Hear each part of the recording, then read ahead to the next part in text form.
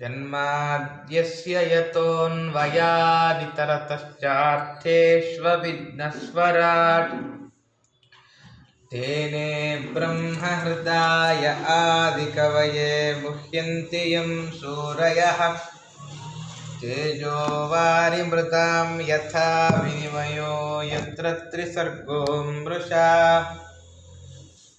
धाम्ना स्वेन सदा निरस्तकुहकं सत्यं परं धीमहि आसीदुदारगुणवारिधिरप्रमेयो नारायणः परतमः परमात्स एकः संशान्तसंविदखिलं जठरे निधाय लक्ष्मीभुजान्तरगतस्वरतोऽपि चाग्रे अभ्रमं भङ्गरहितमजडं विमलं सदा आनन्दतीर्थमतुलं भजे तापत्रयापहं रमानिवासोचितवासभूमिः सन्न्यायरत्नावलिजन्मभूमिः वैराग्यभाग्यो मम पद्मनाभतीर्थामृताब्धिः भवताद्विभूतिः मिथ्यासिद्धान्तदुद्ध्वान्तविध्वंसनविचक्षणः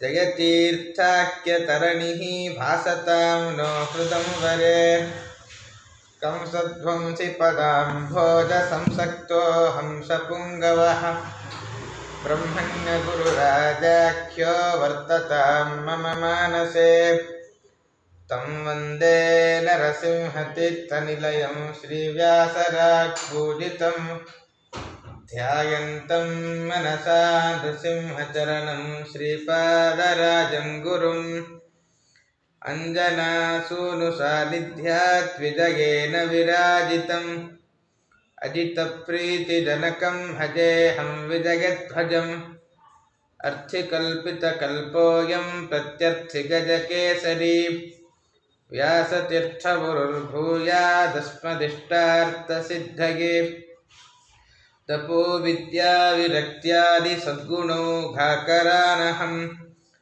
वादिराजगुरून् वन्दे हयग्रीवपदाश्रयान् प्रणवत्कामधेनुञ्च भजत्सुरतरूपमं श्रीभावबोधकृत्पादचिन्तामणिमुपास्महे मूकोऽपि यत्प्रसादेन मुकुन्दशयनायते राजराजायते रिक्तो राघवेन्द्रं तमाश्रये ब्रह्मचर्यहरिप्रीतिसुविद्यावादशालिनः इष्टदान् कष्टहर्तॄन्नः विद्यामान्यान् मुनीन् नुमः तपस्वाध्यायशुश्रूषा कृष्णपूजारतं मुनिं विश्वेशमिष्टदं वन्दे पयोरार्चक्रवर्तिनं पूर्णप्रज्ञसहृत्पाद्मराजमन्दिरवर्धकं श्रीविज्ञाननिधिं नौमि वेदविज्ञानदर्शकम् आपादमौलिपर्यन्तं गुरूणामाकृतिं स्मरेत् तेन विघ्नाः प्रणश्यन्ति सिद्ध्यन्ति च मनोरथाः। श्रीगुरुभ्यो नमः। अद्य कथानुवादे सति किञ्चित् पूर्वकथानुवादः। ನಿನ್ನೆಯ ದಿನ ವೇದವ್ಯಾಸರು ವರ್ಷಾಕಾಲದ ವೈಭವವನ್ನು ವರ್ಣನೆ ಮಾಡಿದ್ದಾರೆ. ಅದನ್ನು ನಾವು ನೋಡಿದ್ದೇವೆ. 19ನೇ ಅಧ್ಯಾಯದಲ್ಲಿ ಒಂದಿಷ್ಟು ವೇಣುನಾದವನ್ನು, ಪರಮಾತ್ಮನ ವೇಣುನಾದ ಎಷ್ಟು ಸೊಗಸಾಗಿತ್ತು ಅಂತ. ಕುಸುಮಿತವನರಾಜಿಶುಷ್ಮ ಭೃಂಗ ದ್ವಿಜಕುಲಘುಷ್ಟಸರಸ್ಸರಿನ್ಮಹೀಧ್ರಂ ಮಧುಪತಿರವಗಾಹ್ಯಚಾರಯನ್ಗಾಹ ಸಹ ಪಶುಪಾಲಬಲಶ್ಚುಕೂಜವೇಣುಂ. ವೃಂದಾವನ ಎಲ್ಲ ಕಡೆ ಪ್ರಕೃತಿ ಎಷ್ಟು ಸುಂದರ ಅಂದರೆ ಹಕ್ಕಿಗಳ ಮತ್ತು ದುಂಬಿಗಳ ಧ್ವನಿ ಎಲ್ಲ ಕಡೆ ವ್ಯಾಪಿಸಿದೆ. ಬೃಂದಾವನದಲ್ಲಿ ಕೃಷ್ಣ ಬಲರಾಮನೊಟ್ಟಿಗೆ ಪ್ರವೇಶ ಮಾಡಿ ಹಸುಗಳನ್ನು ಮೇಯಿಸ್ತಾ ತನ್ನ ವೇಣುಗಾನವನ್ನು ಆರಂಭ ಮಾಡ್ತಾನೆ.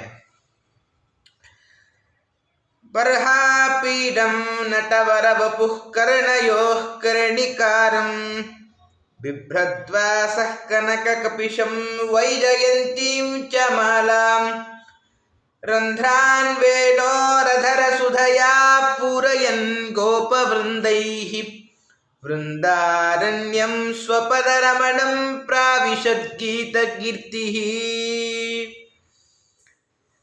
ಪರಮಾತ್ಮನ ಆ ವೇಣುಗಾನವನ್ನು ಎಲ್ಲ ದೇವತೆಗಳು ಪಾನ ಮಾಡ್ತಾ ಇದ್ದಾರೆ. ಇಲ್ಲಿ ಒಂದು ಉತ್ಪ್ರೇಕ್ಷೆ ಮಾಡ್ತಾರೆ ವ್ಯಾಸರು. ಪರಮಾತ್ಮ ಸಾಮಾನ್ಯ ಕೊಳಲು ನಾವು ಕೇಳ್ತೇವೆ, ವೇಣುನಾದ ಅಂದರೆ ಏನು ಅಂತ. ಪರಮಾತ್ಮನ ವೇಣುನಾದ ವಿಶೇಷ ಏನು ಅಂದರೆ, ತನ್ನ ಅಧರಾಮೃತವನ್ನು ತನ್ನ ಕೊಳಲಿನಲ್ಲಿ ತುಂಬ್ತಾ ಇದ್ದಾನೆ ಪರಮಾತ್ಮ. ಹಾಗಾಗಿ ಎಲ್ಲ ದೇವತೆಗಳ ಕೇಳುಗರ ಕಿವಿಗಳೇ ಒಂದು ಬೊಗಸೆ ಆಯಿತು. ಎಲ್ಲರೂ ಪರಮಾತ್ಮನ ಅಧರಾಮೃತವನ್ನು ಪಾನ ಮಾಡಿದ್ದಾರೆ ಅಂತ ಒಂದು ತರಹ ಉತ್ಪ್ರೇಕ್ಷೆ ಮಾಡ್ತಾರೆ. ಅಥವಾ ಪರಮಾತ್ಮನ ಹೆಚ್ಚು ಸಾನ್ನಿಧ್ಯ ಯಾವಾಗಲೂ ದೊರಕೋದು ಲಕ್ಷ್ಮೀದೇವಿಗೆ.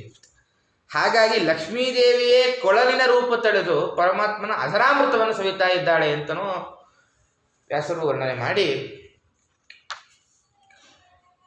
ಅಕ್ಷಣ್ವತಾಂ ಫಲಮಿದಂ ನ ಪರಂ ವಿದಾಮಃ ಸಖ್ಯ ಪಶೂನನು ನಿವೇಶಯತೋರ್ವಯಸ್ಯೈಃ ವಕ್ತ್ರಂ ವ್ರಜೇಶ ಸುತಯೋರನು ವೇಣು ಜುಷ್ಟಂ ಯೈರ್ನಿಪೀತ ಮನುರಕ್ತ ಕಟಾಕ್ಷ ಮೋಕ್ಷಂ. ಎಲ್ಲ ಗೆಳೆಯರೊಟ್ಟಿಗೆ ವೇಣುಗಾನ ಮಾಡ್ತಾ ಇದ್ದಾರೆ. ಹೇಳ್ತಾರೆ, ಎಲ್ಲರ ಕಣ್ಣು ವ್ಯರ್ಥ ಆಗುತ್ತಂತೆ. ನಮ್ದೆಲ್ಲ ಕಣ್ಣು ವ್ಯರ್ಥ. ಯಾಕೆ ಅಂದರೆ ನಮ್ಮ ಕಣ್ಣು ಏನನ್ನ ನೋಡಬೇಕು ಅದು ಬಿಟ್ಟು ಬೇರೆ ಎಲ್ಲ ನೋಡ್ತಾ ಇರುತ್ತೆ. ಹಾಗೆ ಆಗಿನ ಕಾಲದಲ್ಲೂ ಒಂದು ಎಲ್ಲ ಗೋಪಿಕಾಸ್ತ್ರೀಯರು ಹೇಳ್ತಾ ಇದ್ದರಂತೆ, ಎಲ್ಲರ ಕಣ್ಣು ಇಡೀ ಪ್ರಪಂಚದ, ನಮ್ಮನ್ನು ಬಿಟ್ಟು ಇಡೀ ಪ್ರಪಂಚದ ಕಣ್ಣು ವ್ಯರ್ಥ. ಯಾಕೆ ಅಂದರೆ ಕೃಷ್ಣ ವೇಣುಗಾನ ಮಾಡುವಾಗ ಕಣ್ಣನ್ನು ಅರಳಿಸಿ ಪ್ರೀತಿಪೂರ್ವಕವಾಗಿ ನೋಡ್ತಾನೆ. ಆ ನೋಟಕ್ಕೆ ಪಾತ್ರರಾಗದೇ ಹೋದ ಎಲ್ಲರ ಕಣ್ಣು ವ್ಯರ್ಥ, ಆ ಕಣ್ಣಿನ ಸೊಬಗೇ ವ್ಯರ್ಥ ಅಂತ ಹೇಳಿ, ಇಷ್ಟೆಲ್ಲ ಹೇಳಿ ಇನ್ನೂ ಕೆಲವು ವಿಷಯ ವರ್ಣನೆ ಮಾಡ್ತಾರೆ. ಚ್ಯೂತ ಪ್ರಬಾಲ ಬರಹಸ್ತಬಕೋತ್ಪಲಾಬ್ಜ ಮಾಲಾನುರಕ್ತ ಪರಿಧಾನ ವಿಚಿತ್ರ ವೇಷೌ ಮಧ್ಯೆ ವಿರೇಜತುರಲಂ ಪಶುಪಾಲಗೋಷ್ಠ್ಯಾಂ ರಂಗೇ ಯಥಾ ನಟವರೌ ಕ್ವಚ ಗಾಯಮಾನೌ. ಆಗ ಒಂದು ಒಳ್ಳೆ ವೇಷವನ್ನು, ಪರಮಾತ್ಮನ ವೇಷ ಹೇಗೆ ಅಂತಂದರೆ, ಬಾಲಲೀಲೆ ಅವನ ಜೀವನ ನೋಡುವಾಗ ಪ್ರತಿ ಬಾರಿ ಒಂದೊಂದು ತರಹದ ವೇಷ. ಎಲ್ಲ ಈ ಮಾವಿನ ಚಿಗುರುಗಳು, ನವಿಲುಗರಿಗಳು ಮತ್ತು ನೈದಿಲೆ ತಾವರೆ, ಆ ಮಾಲೆಗಳಿಂದೆಲ್ಲ ಅಲಂಕಾರ ಮಾಡಿಕೊಡುತ್ತಾ ಸುಂದರ ಬಟ್ಟೆಯನ್ನು, ಸುಂದರ ವೇಷವನ್ನು ಇಬ್ಬರು ತೊಟ್ಟಿದ್ದಾರೆ ಬಲರಾಮಕೃಷ್ಣರು. ಕೆಲವೊಮ್ಮೆ ಹಾಡ್ತಾರೆ, ರಂಗೇ ಯಥಾ ನಟವರು ಕೊಚ್ಚಗಾಯಮಾನು ಅಂತ ಹೇಳ್ತಾರೆ. ಈ ರಂಗಮಂಟಪದಲ್ಲೆಲ್ಲ ಶ್ರೇಷ್ಠ ಎಲ್ಲ ನೃತ್ಯ ಮಾಡ್ತಾರೆ ಕೆಲವರು. ಅಲ್ಲಿ ಏನು ವಿಶೇಷ ಅಂದರೆ, ನೃತ್ಯ ಮಾಡೋರಿಗೆ ಸಾಮಾನ್ಯ, ನೃತ್ಯ ಮಾಡುವವರಿಗೆ ಅಭಿನಯ ಅಷ್ಟು ಚೆಂದ ಇರಲ್ಲ, ಅಭಿನಯ ಮಾಡುವವರಿಗೆ ನೃತ್ಯ ಮತ್ತು ಗಾನ ಅಷ್ಟು ಚೆಂದ ಇರಲ್ಲ. ಈ ಎಲ್ಲರ ಸಮಾವೇಶ ಕೃಷ್ಣನಲ್ಲಿ ಕಾಣ್ತಾ ಇದ್ವಂತ. ಒಳ್ಳೆ ನೃತ್ಯವೂ ಮಾಡ್ತಾ ಇದ್ದ, ಒಳ್ಳೆ ಹಾಡು ಹಾಡ್ತಾ ಇದ್ದ, ಒಳ್ಳೆ ಭಾವನೆ ವ್ಯಕ್ತ ಮಾಡ್ತಾ ಇದ್ದ, ಎಲ್ಲವೂ ಅಷ್ಟು ಇವನಲ್ಲಿತ್ತು. ಗೋಪ್ಯಶ್ಚಿಮಾಚರದಯಂ ಕುಶಲಂ ಸ್ಮ ವೇಣು ದಾಮೋದರಾಧರ ಸುಧಾ ಸರಸಾಗ್ರ್ಯಗೇಯಂ ಭುಂಕ್ತೆ ಸ್ವಯಂ ಯದವಶಿಷ್ಟರ ಸೌಘ ಮಾರ್ಗೇ ಹೃಷ್ಟತ್ವಚೋ ಶ್ರುಮುಚುಸ್ತರವ ಸದರ್ಭಾ. ಎಲ್ಲ ಆ ವೇಣುಗಾನ ಮೊದಲೇ ಎಲ್ಲರನ್ನೂ ಆಕರ್ಷಣೆ ಮಾಡುತ್ತೆ. ಅಧರಾಮೃತವು ಸೇರಿಕೊಂಡಿತ್ತು, ಅದಕ್ಕೆ ಇನ್ನೂ ರಸ ಜಾಸ್ತಿ ಆಯಿತು ಆ ವೇಣುಗಾನದಲ್ಲಿ. ಆ ರಸವನ್ನು ಕೊಳ್ಳಲು ತಾನೇ ಸವಿತಾ ಇತ್ತಂತೆ. ಸಾಮಾನ್ಯ ಬೇರೆಯವರಲ್ಲಾಗುವಾಗ ಕೊಳಲಿನ ಮಾಧುರ್ಯವನ್ನು ಎಲ್ಲ ಕಿವಿಗಳು ಕೇಳುತ್ತದೆ, ಮಾಧುರ್ಯ ಕಿವಿಗಳು ಎಲ್ಲ ಸೇವನೆ ಮಾಡುತ್ತೆ. ಇಲ್ಲಾಗುವಾಗ ಆ ಅಧರಾಮೃತ ಏನು ಕೊಳಲಲ್ಲಿ, ಆ ಹೊಳ್ಳೆಗಳಲ್ಲಿ ತೂರಿಕೊಂಡಿತ್ತು, ಆ ಅಧರಾಮೃತವನ್ನು ಸ್ವಯಂ ಕೊಳಲೇ ಸವಿತಾ ಇತ್ತಂತೆ. ಆ ಕೊಳಲಲ್ಲಿ ಏನು ಪುಣ್ಯ ಅಂತ ಕೇಳ್ತಾರೆ ಗೋಪಿಕರು. ಯಾಕೆ ಅಂದರೆ ಅದು ಸರಿ, ಆ ಸ್ವಲ್ಪ ರಸ ಅಷ್ಟು ಸವಿಲಿಕ್ಕೆ ಸಾಮರ್ಥ್ಯ ಇಲ್ಲ, ಅಧರಾಮೃತ ಸ್ವಲ್ಪ ಸವಿದಿದೆ. ಇನ್ನು ಕೆಲವು ಅಧರಾಮೃತ ಹರಿತಾ ಇತ್ತಂತೆ. ಆ ಹರಿತಾ ಇರುವಾಗ ಎಲ್ಲ ಮರಗಳ ಅದನ್ನು ಪಾನ ಮಾಡಿ ರೋಮಾಂಚನವಾಗಿ ದರ್ಭೆಗಳ ರೂಪದಲ್ಲಿ, ಆ ಅಧರಾಮೃತವೇ ದರ್ಭೆಗಳ ರೂಪದಲ್ಲಿ ಬಂತಂತೆ. ಅಷ್ಟು ಹೇಳಿ ಆ ಮಕರಂದ ಮತ್ತು ಸರಿ ಯಾರಾದರೂ ತುಂಬ ಖುಷಿಯಾದಾಗ ಕಣ್ಣಿನಲ್ಲಿ ಒಂದು ಸಂತೋಷದ ಕಣ್ಣೀರು ಅಂತ ಬರುತ್ತೆ. ಕಣ್ಣೀರಿಗೆ ಅರ್ಥವೇ ಗೊತ್ತಿರುವ ಜನರಿಗೆ ಸಂತೋಷದ ಕಣ್ಣೀರು ದುಃಖದ ಕಣ್ಣೀರು ಅಂತ ವಿಭಾಗವೇ ಗೊತ್ತಿಲ್ಲ. ಇಲ್ಲೂ ಹಾಗೆ ಆಯಿತಂತೆ. ಮರಗಳಿಗೆ ರೋಮಾಂಚನವಾಗಿ ದರ್ಭೆಗಳ ರೂಪದಲ್ಲಿ ಮೈ ರೋಮಾಂಚನಗೊಂಡಿದೆ. ಆ ಮಕರಂದ ರಸ ಅಲ್ಲೆಲ್ಲ ಮಣ್ಣಲ್ಲಿ ಹಣ್ಣು ಬಿಟ್ಟಿರುತ್ತೆ, ಅಲ್ಲಿ ಒಳ್ಳೆ ರಸಗಳ ರೂಪದಲ್ಲಿ ಆನಂದ ಬಾಷ್ಪ ಸುರಿತಾ ಇತ್ತಂತೆ ಅಂತ ಇಷ್ಟು ವರ್ಣನೆ ಮಾಡ್ತಾರೆ. ಇಲ್ಲಿ ಆಚಾರ್ಯರು ಒಂದು ವ್ಯಾಖ್ಯಾನ ಮಾಡ್ತಾರೆ. ಹಿಂದೆ ಹೇಳುವಾಗ ಏನು, ಕೇವಲ ರಮಾದೇವಿ ವೇಣುವಿನ ಒಳಗಿದ್ದು ಅದರ ರಸದೊಂದಿಗೆ ಗಾನರಸವನ್ನು ರಮಾದೇವಿ ಪಾನ ಮಾಡಿದ್ದಾಳೆ. ಸರಿ, ಮತ್ತೆ ಉಳಿದ ದೇವತೆಗಳ ಕಥೆ ಏನು ಅಂತ ಪ್ರಶ್ನೆ ಬರುತ್ತೆ. ಅದಕ್ಕೆ ವ್ಯಾಸರು ವರ್ಣನೆ ಮಾಡುವಾಗ ಈ ಎಲ್ಲ ಆಭರಣಗಳಲ್ಲಿ, ವೃಕ್ಷಗಳಲ್ಲಿ, ದರ್ಭೆಗಳಲ್ಲಿ ಬೇರೆ ಬೇರೆ ದೇವತೆಗಳಿದ್ದೇ ಗಾನರಸ ಪಾನ ಮಾಡಿದ್ದು. ಆದ್ದರಿಂದಾಗಿ ಇದು ಜಡ, ಇದಕ್ಕೆ ಇಷ್ಟೆಲ್ಲ ಸಾಮರ್ಥ್ಯ ಹೇಗೆ? ಒಂದು ವರ್ಣನಾಮಯವಾಗಿಯೂ ಕಲ್ಪನೆ ಅಂತ ಒಂದು ಇಟ್ಟುಕೊಳ್ಬಹುದು, ಇನ್ನೊಂದು ದೇವತೆಗಳು ಒಳಗಿದ್ದ ದೇವತೆಗಳ ವಿವಕ್ಷೆ ಇಟ್ಟುಕೊಂಡು ಈ ರೀತಿಯಾಗೆಲ್ಲ ವರ್ಣನೆ ಮಾಡಿದ್ದಾರೆ ಅಂತ ಇಟ್ಟುಕೊಳ್ಳಬೇಕು. ಆದ್ದರಿಂದ ಇಷ್ಟು ಅರ್ಥ ಮಾಡಬೇಕು ಅಂತ ಆಚಾರ್ಯರು ವ್ಯಾಖ್ಯಾನ ಮಾಡಿ, ಕೃಷ್ಣಂ ನಿರೀಕ್ಷ್ಯವನಿತೋತ್ಸವ ರೂಪಸಾರಂ ಶ್ರುತ್ವಾ ಚ ತತ್ಕ್ವಣಿತ ವೇಣು ವಿಚಿತ್ರ ಗೀತಂ ದೇವ್ಯೋ ವಿಮಾನಗತಯ ಸ್ಮರನುನ್ನ ಸಾರ ಭೃಶ್ಯತ್ ಪ್ರಸೂನ ಕಬರ ಮುಮುಹುರ್ ವಿನೀವ್ಯಃ. ಎಲ್ಲ ಕೃಷ್ಣನ ರೂಪವನ್ನು, ಗಾನವನ್ನು ಎಲ್ಲ ದೇವತಾಶ್ರೀಯರು ಕೇಳ್ತಾ ಇರ್ತಾರೆ. ಕೇಳಿ ಏನಾಯಿತು ಅಂದರೆ, ದೇವ್ಯ ವಿಮಾನಗತಯ ಭ್ರಶ್ಯತ್ ಪ್ರಸೂನ ಕಬರ ಮುಮುಹುರು ವಿನೀವ್ಯ ಅಂತ. ಎಲ್ಲರಿಗೆ ಪರಮಾತ್ಮನನ್ನು ನೋಡಿ ಒಂದು ತರಹ ಭಕ್ತಿ ಉಂಟಾಗಿದೆ. ಎಲ್ಲರ ಕೇಶ ಪಾಶಗಳಿಂದ ಹೂವು ಕೆಳಗಡೆ ಬೀಳ್ತಾ ಇತ್ತಂತೆ. ಅದು ನೋಡಲಿಕ್ಕೆ ಹೇಗಿತ್ತು ಅಂದರೆ, ಸಾಮಾನ್ಯ ಈ ಮರಗಳ ಪ್ರತಿಕ್ರಿಯೆ ಏನಿತ್ತು ಅಂತ ನೋಡಿದ್ದಾರೆ. ಈ ಪುಷ್ಪವೃಷ್ಟಿ ಯಾವಾಗಲೂ ದೇವತೆಗಳೇ ಮಾಡ್ತಾ ಇದ್ರು ಪುಷ್ಪಗಳು. ಯಾಕೆ ಅಂದರೆ ಪರಮಾತ್ಮನ ಒಂದೊಂದು ಲೀಲೆಯನ್ನು ನೋಡಿ ಪುಷ್ಪವೃಷ್ಟಿಗಳು ದೇವತೆಗಳೇ ಮಾಡ್ತಾ ಇದ್ರಂತೆ. ಒಂದು ಸ್ವಲ್ಪ ಅದಕ್ಕೂ ಅನಿಸಿತ್ತಂತೆ, ನಾವು ನೇರವಾಗಿ ಪರಮಾತ್ಮನ ಸೇವೆಯಲ್ಲಿ ನಮ್ಮ ಪಾತ್ರತೆ ಇಲ್ಲ, ದೇವತೆಗಳು ಬಳಸ್ತಾರೆ. ಈ ಪ್ರಸಂಗ ವಹಿಸಿಕೊಂಡು ತಾವೇ ಪುಷ್ಪಗಳೇ ಬಿದ್ದುವಂತೆ. ಪರಮಾತ್ಮನ ವೇಣುಗಾನ ನೋಡಿ ದೇವತೆಗಳಿಂದ ಪ್ರೇರಿತವಾಗಿ ನಾವು ಬೀಳಲ್ಲ, ನಮಗೂ ಪರಮಾತ್ಮನ ಸೇವೆ ಮಾಡೋರು ಗೊತ್ತು ಅಂತ ತೋರಿಸ್ಲಿಕ್ಕಂತಲೇ ಅವರು ವೇಣುಗಾನ ಕೇಳಿ ಮೈ ಮರೆತಾಗ ಪುಷ್ಪಗಳೇ ತಾವೇ ಬಿದ್ದು ಆ ರೀತಿಯಾಗಿತ್ತು ಅಂತ ಎಲ್ಲ ವರ್ಣನೆ ಮಾಡಿ, ಗಾವಶ್ಚ ಕೃಷ್ಣ ಮುಖ ನಿರ್ಗತ ವೇಣು ಗೀತಂ ಪೀಯೂಷ ಮತ್ತಭಿತ್ತ ಕರ್ಣ ಪುಟೈ ಪಿಬಂತ್ಯಃ ಶಾವಾಸ್ನುತಸ್ತನಪಯಃ ಕವಲಾಸ್ಮತಸ್ಥು ಗೋವಿಂದಮಾತ್ಮನಿ ದೃಶಾಶ್ರುಕಣಾನ್ ಸ್ರವಂತ್ಯಃ. ಗಾನ ಹೇಗಿರಬೇಕು ಅಂತ, ಒಂದು ಗಾನ ಮನುಷ್ಯರನ್ನು ಸೆಳೆಯಬೇಕು, ಪ್ರಾಣಿಗಳನ್ನು ಸೆಳೆಯಬೇಕು ಅಂತಾರೆ. ಉತ್ತಮ ಗಾನ ಯಾಕೆಂದರೆ ಕೃಷ್ಣನ ಮುಖದಿಂದ ಏನು ವೇಣುಗಾನದ ಸುಧೆ ಹೊರಟಿದೆಯೋ ಎಲ್ಲ ಗೋವುಗಳು ಅದನ್ನು ಕೇಳ್ತಾ ಇದ್ವಂತೆ. ಹೇಗೆ ಅಂದರೆ ಆ ಎತ್ತಿದ ಕಿವಿಯನ್ನು ಒಂದು ಸ್ವಲ್ಪ ಎತ್ತಾ ಇತ್ತಂತೆ ಕೃಷ್ಣನ ವೇಣುಗಾನ ಕೇಳಲಿಕ್ಕೆ. ಅದೇ ಬೊಗಸೆ, ಆ ಬೊಗಸೆಯಿಂದ ಆ ಸುಧೆಯನ್ನೆಲ್ಲವೂ ಪಾನ ಮಾಡ್ತಾ ಇದ್ದಾವೆ ಗೋವುಗಳು. ಇದು ಗೋವುಗಳ ಕಥೆಯಾದರೆ, ಈ ಚಿಕ್ಕ ಚಿಕ್ಕ ಕರುಗಳು ಆ ಕೆಚ್ಚಲಿನಿಂದ ಒಂದು ಹಾಲು ಸುರಿಯುವಾಗ ಮೊದಲ ಗುಟುಕನ್ನು ಒಳಗೆ ಪಾನ ಮಾಡಿದೆ, ಇನ್ನು ಹಾಗೆ ಇಟ್ಟುಕೊಂಡಿದೆಯಂತೆ. ಎಷ್ಟು ಮೈ ಮರೆಸಿತು ಅಂದರೆ ಕೃಷ್ಣನ ವೇಣುಗಾನ ಕೇಳಿ ತುಂಬ ಅರ್ಜೆಂಟ್ ಇರುತ್ತದು. ಆ ಕರುಗಳು ಒಂದು ಹಾಲಿನ ಗುಟುಕನ್ನು ಕುಡಿದಾಗ ಒಳಗೆ ಪಟ್ಟ ಉದರದಲ್ಲಿ ಆ ಹಾಲಿನ ಗುಟುಕು ಪ್ರವೇಶ ಮಾಡಬೇಕು. ಆದರೆ ಕೃಷ್ಣನ ವೇಣುಗಾನ ಕೇಳಿ ಆ ಗುಟುಕನ್ನು ಹಾಗೆ ಇಟ್ಟುಕೊಂಡಿದೆಯಂತೆ ಆ ಚಿಕ್ಕ ಚಿಕ್ಕ ಮರಿಗಳು. ಅದು ಕಣ್ಣಿಂದ ಅದರ ಕಣ್ಣಲ್ಲೂ ಒಂದು ತರಹ ಆನಂದ ಬಾಷ್ಪ ಬರ್ತಾ ಇತ್ತಂತೆ. ಈ ರೀತಿಯಾಗಿ ಒಂದು ಗಾಯನ ಅತಿ ಉತ್ಕೃಷ್ಟ ಆಗಬೇಕು ಅಂದರೆ ಪ್ರಕೃತಿಯ ಮೇಲೆ ಗಾನದ ಪರಿಣಾಮ ಆಗಬೇಕು. ನತ್ಯಸ್ತದಾ ತದುಪಧಾರ್ಯ ಮುಕುಂದ ಗೀತಮಾವರ್ತ ಲಕ್ಷಿತ ಮನೋಭವ ಭಗ್ನ ವೇಗಾಃ ಆಲಿಂಗನ ಪ್ರಮುದಿತೋರ್ಮಿ ಭುಜೈರ್ಮುರಾರೇ ಗೃಹಂತಿ ಪಾದಯುಗಲಂ ಕಮಲೋಪಹಾರಾಃ. ಕೃಷ್ಣನ ವೇಣುಗಾನಕ್ಕಿನ ನದಿಗಳ ಸ್ಪಂದನೆ ಹೇಗಿರುತ್ತೆ ಅಂತ ಹೇಳ್ತಾರೆ. ಅದಕ್ಕೆ ಸ್ವಲ್ಪ ಮನ್ಮಥ ಬಾಧೆ, ನದಿ ಸ್ತ್ರೀಯರಿಗೆ ಮನ್ಮಥನ ಬಾಧೆ ನಿಧಾನವಾಗಿ ಹರಿತಾ ಇರುತ್ತೆ.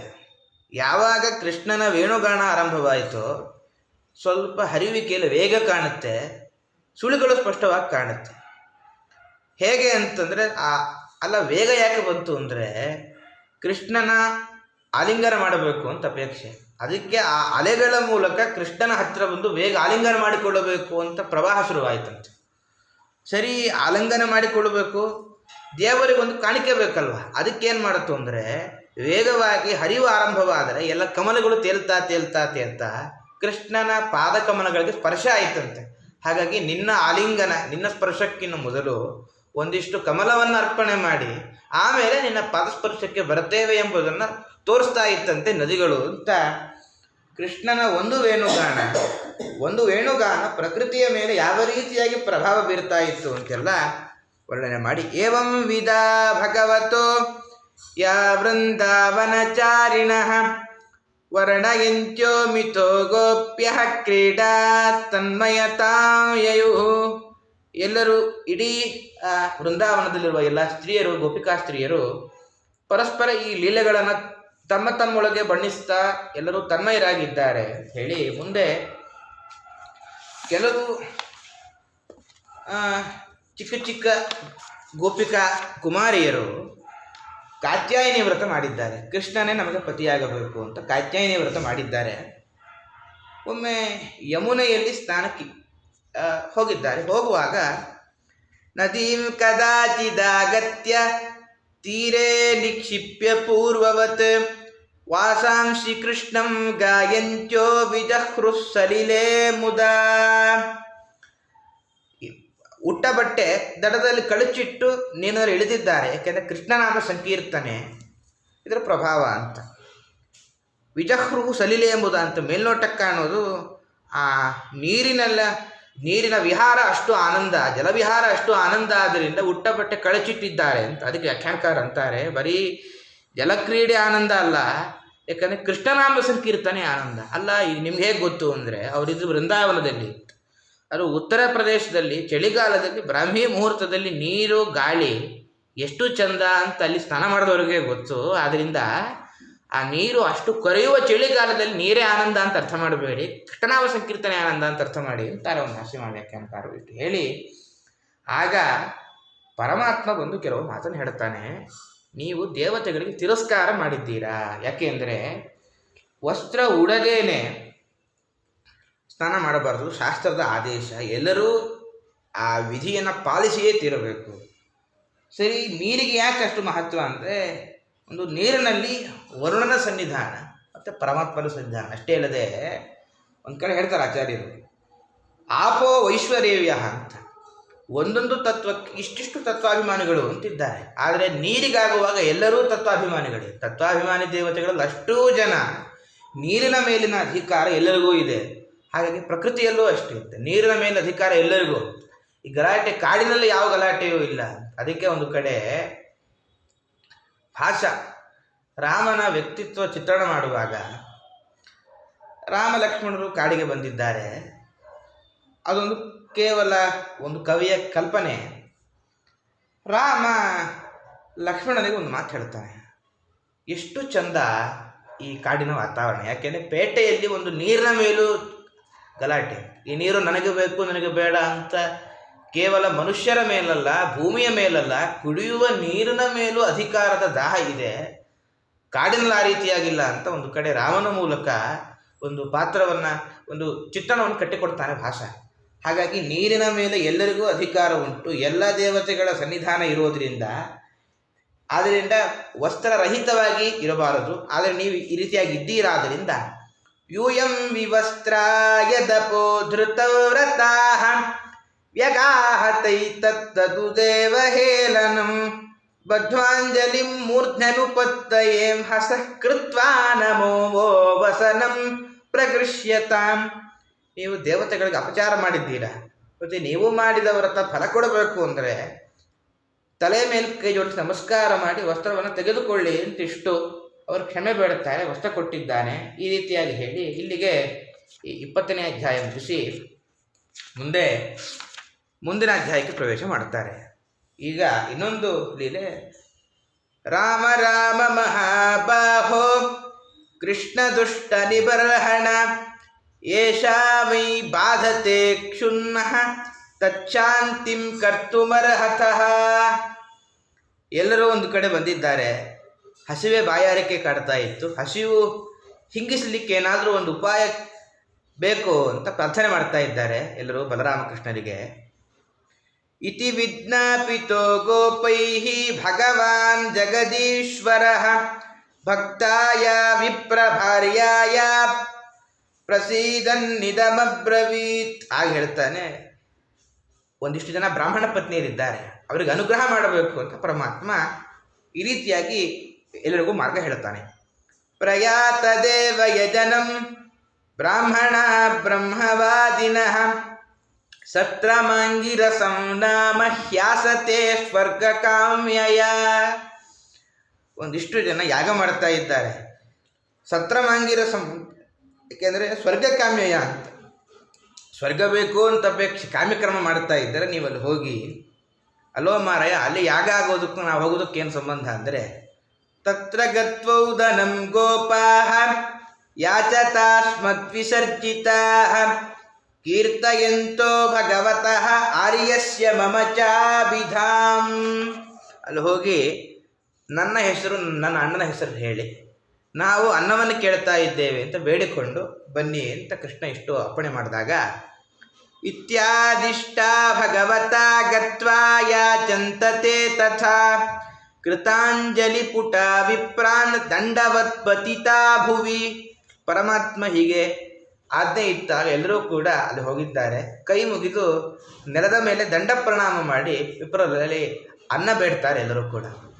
ಹೇ ಭೂಮಿ ದೇವ ಶೃಣುತ ಕೃಷ್ಣಸ್ಯಾದೇಶಕಾರಿಣಃ ಪ್ರಾಪ್ತಾನ್ ಜಾನೀತ ಭದ್ರಂ ವೋ ಗೋಪಾನ್ನೋ ರಾಮಚೋದಿತಾನ್. ನಾವೆಲ್ಲ ಗೋವಳರಿದ್ದೇವೆ. ನಾವು ಯಾರು ಅಂದರೆ ಕೃಷ್ಣಸ್ಯ ಆದೇಶ ಕಾರಣ. ಕೃಷ್ಣ ಏನು ಹೇಳಿದ್ದಾನೋ ನಾವು ಅದನ್ನು ಮಾಡೋರು.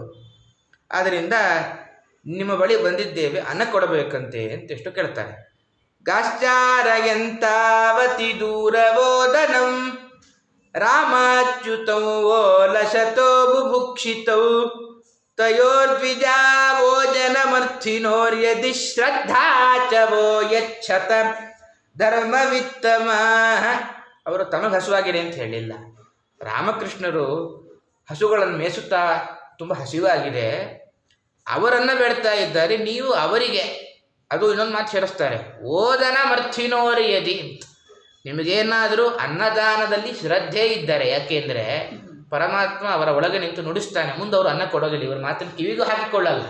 ಅದಕ್ಕೆ ಪರಮಾತ್ಮನೇ ಅವರ ಒಳಗೆ ನಿಂತು ಪ್ರೇರೇಪಿಸಿದ ಮಾತಿದು. ಒಂದು ವೇಳೆ ನಿಮಗೇನಾದರೂ ಅನ್ನದಾನದಲ್ಲಿ ಶ್ರದ್ಧೆ ಇದ್ದರೆ ನಾವು ಅನ್ನಾರ್ಥಿಗಳು ನಮಗೆ ಅನ್ನದಾನ ಮಾಡಿ ಅಂತ ಪ್ರಾರ್ಥನೆ ಮಾಡ್ತಾ ಇದ್ದಾರೆ. ಇತಿ ತೇ ಭಗವದ್ಯಾಂಚಾಂ ಶೃಣ್ವಂತೋಪಿ ನ ಶುಶ್ರೂಹು ಕ್ಷುದ್ರಾಶಾ ಭೂರಿ ಕರ್ಮಾಣೋ ಬಾಲಿಶಾ ವೃದ್ಧಮಾನಿನಃ. ಪರಮಾತ್ಮನೇ ಒಂದು ಲೆಕ್ಕಕ್ಕೆ ಗೊಲ್ಲರ ಮೂಲಕ ಅನ್ನ ಬೇಡಿದ್ದಾನೆ, ಆದರೂ ಕೂಡ ಶೃಣ್ವಂತೋಪಿ ನ ಶುಶ್ರೂಹು ಅಂತ ಕೇಳದ ಹಾಗಿದ್ದಾರೆ. ಯಾಕೆಂದರೆ ಕ್ಷುದ್ರಾಶಾಹ ಭೂರಿ ಕರ್ಮಾಣಃ ಬಾಲಿಶಾಹ ವೃದ್ಧಮಾನಿನಃ ಅಂತ ನಮ್ಮ ಚಿತ್ರಣ ಕಟ್ಟಿಕೊಡ್ತಾರೆ. ಸ್ವರ್ಗಾದಿ ತುಚ್ಛ ಫಲವನ್ನು ಅಪೇಕ್ಷೆ ಮಾಡಿ ಕೆಲವರು ತಾವೇ ದಾನವೃದ್ಧರು ಅಂತ ತಿಳಿದುಕೊಂಡು ದೊಡ್ಡ ದೊಡ್ಡ ಯಾಗಾಡಿ ಕೆಲಸ ಮಾಡ್ತಾ ಇರ್ತಾರೆ. ಪರಮಾತ್ಮನ ಇಚ್ಛೆ ಏನು ಅಂತ ಅರಿವೇ ಇರೋದಿಲ್ಲ. ಇವ್ರದ್ದು ಆ ಥರ ಸ್ಥಿತಿಯಾಗಿದೆ. ಪರಮಾತ್ಮನೇ ಬಂದರೂ ಇವ್ರಿಗೆ ಅರಿವೇ ಆಗಲಿಲ್ಲ. ಮತ್ತು ಪುನಃ ಇಲ್ಲಿ ಬರ್ತಾರೆ ತಿರುಗಿ, ನತೇ ಯದೋ ಮಿತಿ ಪ್ರೋಚುಹು ನನೇತಿ ಚ ಪರಂತಪ ಗೋಪಾ ನಿರಾಶಾ ಪ್ರತ್ಯೇತ್ಯ ತಥೋಚು ಕೃಷ್ಣ ರಾಮಯೋ. ಆಗಲಿ ಅಥವಾ ಇಲ್ಲ ಏನು ಹೇಳದೆ ಸುಮ್ಮನೆ ತಟಸ್ಥರಾಗಿದ್ದಾರೆ. ಎಲ್ಲರೂ ಬಂದಿದ್ದಾರೆ, ಎಲ್ಲರಿಗೂ ಗೊಲ್ಲರಿಗೆ ನಿರಾಶೆ ಆಯಿತು. ಕೃಷ್ಣರಾಮರ ಬಳಿಗೆ ಬಂದು ಹಾಗೆ ಹೇಳ್ತಾರೆ, ಏನಾಯಿತು ಅದೇ ವೃತ್ತ ಅಂತ ಹೇಳಿದ್ದಾರೆ. ಇಲ್ಲಿ ಅಲ್ಲ ಸರಿ, ಮತ್ತು ಬ್ರಾಹ್ಮಣರು ಹಾಗೆ ಮಾಡಿದ್ದು ಸರಿಯಾ ತಪ್ಪ ಅಂತ ಒಂದು ವಿಚಾರ ಬರುತ್ತೆ. ಆದರೆ ಮುಂದೆ ಅವ್ರಿಗೆ ಪಶ್ಚಾತ್ತಾಪ ಆಗುತ್ತೆ. ಆದ್ದರಿಂದ ಅವರು ಸದ್ಬ್ರಾಹ್ಮಣರೇ. ಯಾಕೆಂದರೆ ದ್ವಿಜವರ ವನಿತಾ ನೀತಮನ್ನಂ ಅಂತ ಹೇಳಿ ಕೃಷ್ಣಚಾರಿತ್ರ ಮಂಜರದಲ್ಲಿ ರಾಯರ ಸ್ತೋತ್ರ ಮಾಡ್ತಾರೆ. ಅವರು ದ್ವಿಜವರ ಅಂತ ಹೇಳ್ತಾರೆ. ಆದ್ದರಿಂದ ಪರಮಾತ್ಮನ ಮಾಯೆ, ಅವನ ಮಾಯೆಗೆ ಎಲ್ಲ ದೇವತೆಗಳೇ ಮೋಹಿತರಾಗುವಾಗ ಇವರು ಮೋಹಿತನಾಗೋದ್ರಲ್ಲಿ ಏನೂ ಆಶ್ಚರ್ಯ ಇಲ್ಲ. ಮಾಯೆ ಇತ್ತು. ಆದ್ದರಿಂದ ಕೃಷ್ಣನನ್ನು ಮಾನವ ಅಂತ ತಿಳಿದುಕೊಂಡು ಈಗ ಪ್ರತಿಕ್ರಿಯೆ ಕೊಡಲಿಲ್ಲ. ಮುಂದೆ ಕೃಷ್ಣನ ಬಗ್ಗೆ ದೈವತ್ವದ ಅರಿವಾದಾಗ ಪಶ್ಚಾತ್ತಾಪ ಪಡ್ತಾರೆ, ಯಾವುದೇ ದೋಷ ಇಲ್ಲ. ಅಲ್ಲ, ಮಕ್ಕಳು ಸರಿ ಕೃಷ್ಣನಿಗೆ ಬೇಡ, ಪಾಪ ಚಿಕ್ಕ ಮಕ್ಕಳಾದರೂ ಮುಖ ನೋಡಿಯೇ ಗೊತ್ತಾಗುತ್ತೆ ಏನು ಉತ್ಸಾಹ ಇಲ್ಲ ಅಂತ. ಮಕ್ಕಳು ಹಸಿದಾಗ ವಿಪ್ರರು ಕೊಡಲಿಲ್ಲ ಅಂದರೆ ಹೃದಯ ಎಷ್ಟು ಕಠಿಣ ಅಂತ ಪ್ರಶ್ನೆ ಬರಬಹುದು. ಅದಕ್ಕೆ ಹೇಳ್ತಾರೆ ಅದು ಯಾಗದ ಕ್ರಮ. ಯಾಕೆಂದರೆ ಆಹುತಿ ಆಗಿರಲಿಲ್ಲ, ತಾವು ಕಷ್ಟಪಟ್ಟು ಹೋಮ ಮಾಡ್ಕೊಂಡು. ಇನ್ನೊಂದೇನು ಅಂದರೆ ಧರ್ಮದ ಪರಿಕಲ್ಪನೆ ತುಂಬ ಸೂಕ್ಷ್ಮ. ಇವರಿಗೆ ಸ್ವರ್ಗದ ಮೇಲಿನ ಕಣ್ಣಿದೆ ಅಂತ. ಯಾವತ್ತು ಫಲದ ಮೇಲೆ ಅಪೇಕ್ಷೆ ಇದ್ದಾಗ ಸುತ್ತಮುತ್ತಲಿನ ಮಾನವತ್ವ, ಧರ್ಮ, ದಯೆ ಎಲ್ಲ ನಮ್ಮನ್ನು ದೂರ ಅದು ನಮ್ಮನ್ನು ದೂರ ಮಾಡಿಬಿಡುತ್ತೆ, ನಮ್ಮ ದೃಷ್ಟಿಕೋನ ಅಲ್ಲಿಂದ. ಅದರಿಂದಾಗಿ ತಾವು ಮಾಡುವ ಯಜ್ಞ ನಿಷ್ಫಲ ಆಗಬಹುದು ಅಂತ ಭಯ. ಅದಕ್ಕೆ ಇಲ್ಲ ಅಂತಲೂ ಹೇಳಲಿಲ್ಲ. ಒಂದು ವೇಳೆ ಇವರ ಹೃದಯ ಕಠಿಣವಾಗಿತ್ತು ಅಂದರೆ ಇಲ್ಲ ಅಂತಾದರೂ ಹೇಳ್ತಾ ಇದ್ರು. ಆ ಮಕ್ಕಳು ಕೇಳಿದ್ದಾರೆ, ಆದ್ದರಿಂದ ಒಳಗೆ ಪ್ರೀತಿ ಅನುಕಂಪೆ ಇತ್ತು. ಇದೆ ಅಂತ ಹೇಳಿದ್ರೆ ಫಲ ಎಲ್ಲಿ ಸಿಗಲ್ಲ ಅನ್ನೋ ಭಯ, ಇಲ್ಲ ಅಂತ ಹೇಳಿದ್ರೆ ಮಕ್ಕಳಿಗೆ ಬೇಜಾರಾಗುತ್ತೆ ಅನ್ನೋ ಭಯ. ಅದಕ್ಕೆ ಸುಮ್ಮನಿದ್ದಾರೆ. ಆ ಮೌನ ಅವರ ಒಂದು ಪರಿಸ್ಥಿತಿಯಲ್ಲಿ ಆ ಭಾವನಾ ದ್ವಂದ್ವದಲ್ಲಿ ಸಿಲುಕಿದ್ದಾರೆ. ಇದನ್ನು ಅರ್ಥ ಮಾಡಿಕೊಡಬೇಕು ಹೊರತು ಅವರ ಹೃದಯವೇ ಕಠಿಣ ಅಂತ ಅರ್ಥ ಮಾಡಬಾರ್ದು ಅಂತ ಇಷ್ಟು ನಿರ್ಣಯ ಮಾಡ್ತಾರೆ. ವಾದಿರಾಜರು ಒಂದು ಒಳ್ಳೆ ಕಾರಣ ಕೊಡ್ತಾರೆ. ಪ್ರಾಯ ಇವರು ಒಳ್ಳೆಯವರೇ. ಯಾಕೆ ಒಳ್ಳೆಯವರು ಅಂದರೆ ಕಾಮಣ್ಣ ನಾವು ನೋಡ್ತೇವೆ, ಒಮ್ಮೆ ಹೊಟ್ಟೆ ತುಂಬ ಊಟ ಮಾಡಿದ ವ್ಯಕ್ತಿ ಇನ್ನೊಂದು ಹೊಟ್ಟೆ ತುಂಬ ಊಟ ಮಾಡಲ್ಲ.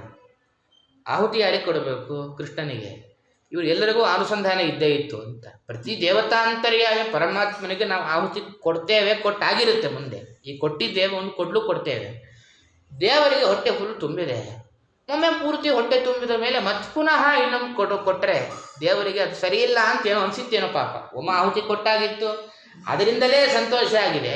ಮತ್ತು ಪುನಃ ಕೊಡೋದು ಬೇಡ ಅಂತ ತುಂಬ ಒಳ್ಳೆಯ ವಿಚಾರ ಇತ್ತು, ಅದಕ್ಕೆ ಇವರು ಕೊಟ್ಟಿಲ್ಲ ಅಂತ ಈ ರೀತಿಯಾಗಿ ಊಹೆಯನ್ನು ಮಾಡ್ತಾರೆ ವಾದಿರಾಜರು. ಇಷ್ಟು ಹೇಳಿ, ತದುಪಾಕರ್ಣ್ಯ ಭಗವಾನ್ ಪ್ರಹಸ್ಯ ಜಗದೀಶ್ವರ ವ್ಯಾಜಹಾರ ಪುನರ್ಗೋಪಾನ್ ದರ್ಶಯನ್ ಲೌಕಿಕೀಂ ಗತಿಂ. ಪರಮಾತ್ಮ ಅವರ ಮಾತನ್ನು ಕೇಳಿ ನಸುನಗ್ತಾನೆ. ಒಂದು ಲೋಕರೀತಿಯನ್ನು ತೋರಿಸ್ಲಿಕ್ಕೆ ಒಂದು ಮಾತು ಹೇಳ್ತಾನೆ. ಏನು ಅಂದರೆ, ಹಸಿದು ಯಾರಾದರೂ ಅನ್ನ ಬೇಡಿ ಬಂದಾಗ ಪುರುಷರಿಗಿಂತ ಸ್ತ್ರೀಯರೇ ಬೇಗನೆ ಸ್ಪಂದಿಸ್ತಾರೆ ಅಂತ ಒಂದು ಲೋಕರೀತಿ, ಲೋಕರೂಢಿ. ಅದಕ್ಕೆ ಒಂದು ಮಾತು ಹೇಳ್ತಾನೆ, ಮಾದಾಪಯತ ಪತ್ನೀಭ್ಯಃ ಸಸಂಕರ್ಷಣಮಾಗತಂ ದಾಸ್ಯಂತಿ ಕಾಮಮನ್ನಂ ವಸ್ನಿಗ್ಧಾ ಮೈಯುಷಿತಾಧಿಯ. ನಾನು ನಿಮಗೆ ಸಾರಿ ಕೇಳಬೇಕು ಅಂತ ಅನ್ಕೃಷ್ಣ. ಯಾಕೆಂದರೆ ನಾನು ಸ್ವಲ್ಪ ನಿಮಗೆ ತಪ್ಪು ಹೇಳಿದೆ. ಯಾಕೆಂದರೆ ಎಲ್ಲವೂ ಕೂಡ ಕಾವ್ಯದ ಕಲ್ಪನೆ ಹೊರತು ಯಥಾವತ್ತಾಗಿ ಗ್ರಹಣೆ ಮಾಡಬಾರ್ದು. ಯಾಕೆ ಅಂದರೆ ನಾನು ಮೊದಲೇ ನಿಮಗೆ ಅವರ ಪತ್ನಿಯರ ಹತ್ರ ಹೋಗಿ ಅಂತ ಹೇಳಬೇಕಾಗಿತ್ತು. ಲೋಕರೀತಿ ನಿಮ್ಗೆ ಗೊತ್ತಾಗಲಿ ಅಂತ ಸುಮ್ಮನಿದ್ದೆ. ಅವರ ಪತ್ನಿಯರೆಲ್ಲ ಸ್ನೇಹಮಯಿಗಳು, ಅವರಿಗೆ ನನ್ನಲ್ಲೇ ಮನಸ್ಸು ಜಾಸ್ತಿ. ಇವರಿಗೆ ಸ್ವರ್ಗದ ಮೇಲೆ ಮನಸ್ಸಿತ್ತು, ಆದ್ದರಿಂದ ನನ್ನ ಮೇಲೆ ಮನಸ್ಸಿಲ್ಲ. ಈಗ ಇವರ ಪತ್ನಿಯರಿಗೆ ಸ್ವರ್ಗದ ಮೇಲೆ ಮನಸ್ಸಿಲ್ಲ, ಪತ್ಯಂತರ್ಗತ ನನ್ನ ಮೇಲೆ ಮನಸ್ಸಿದೆ. ಅವರ ಹತ್ತಿರ ಹೋಗಿ ನಿಮ್ಗೆ ಇಷ್ಟವಾದದನ್ನು ಕೊಡ್ತಾರೆ ಅಂತ ಕೃಷ್ಣ ಪರಮಾತ್ಮ ಹೇಳಿದಾಗ, ಗತ್ವಾಥ ಪತ್ನಿ ಶಾಲಾಯಾಂ ದೃಷ್ಟ್ವಾಸೀನಾ ಸ್ವಲಂಕೃತಾಃ ನತ್ವಾ ದ್ವಿಜಸತೀರ್ಗೋಪಾಃ ಪ್ರಶ್ರಿತಾ ಇದಮಬ್ರುವನ್.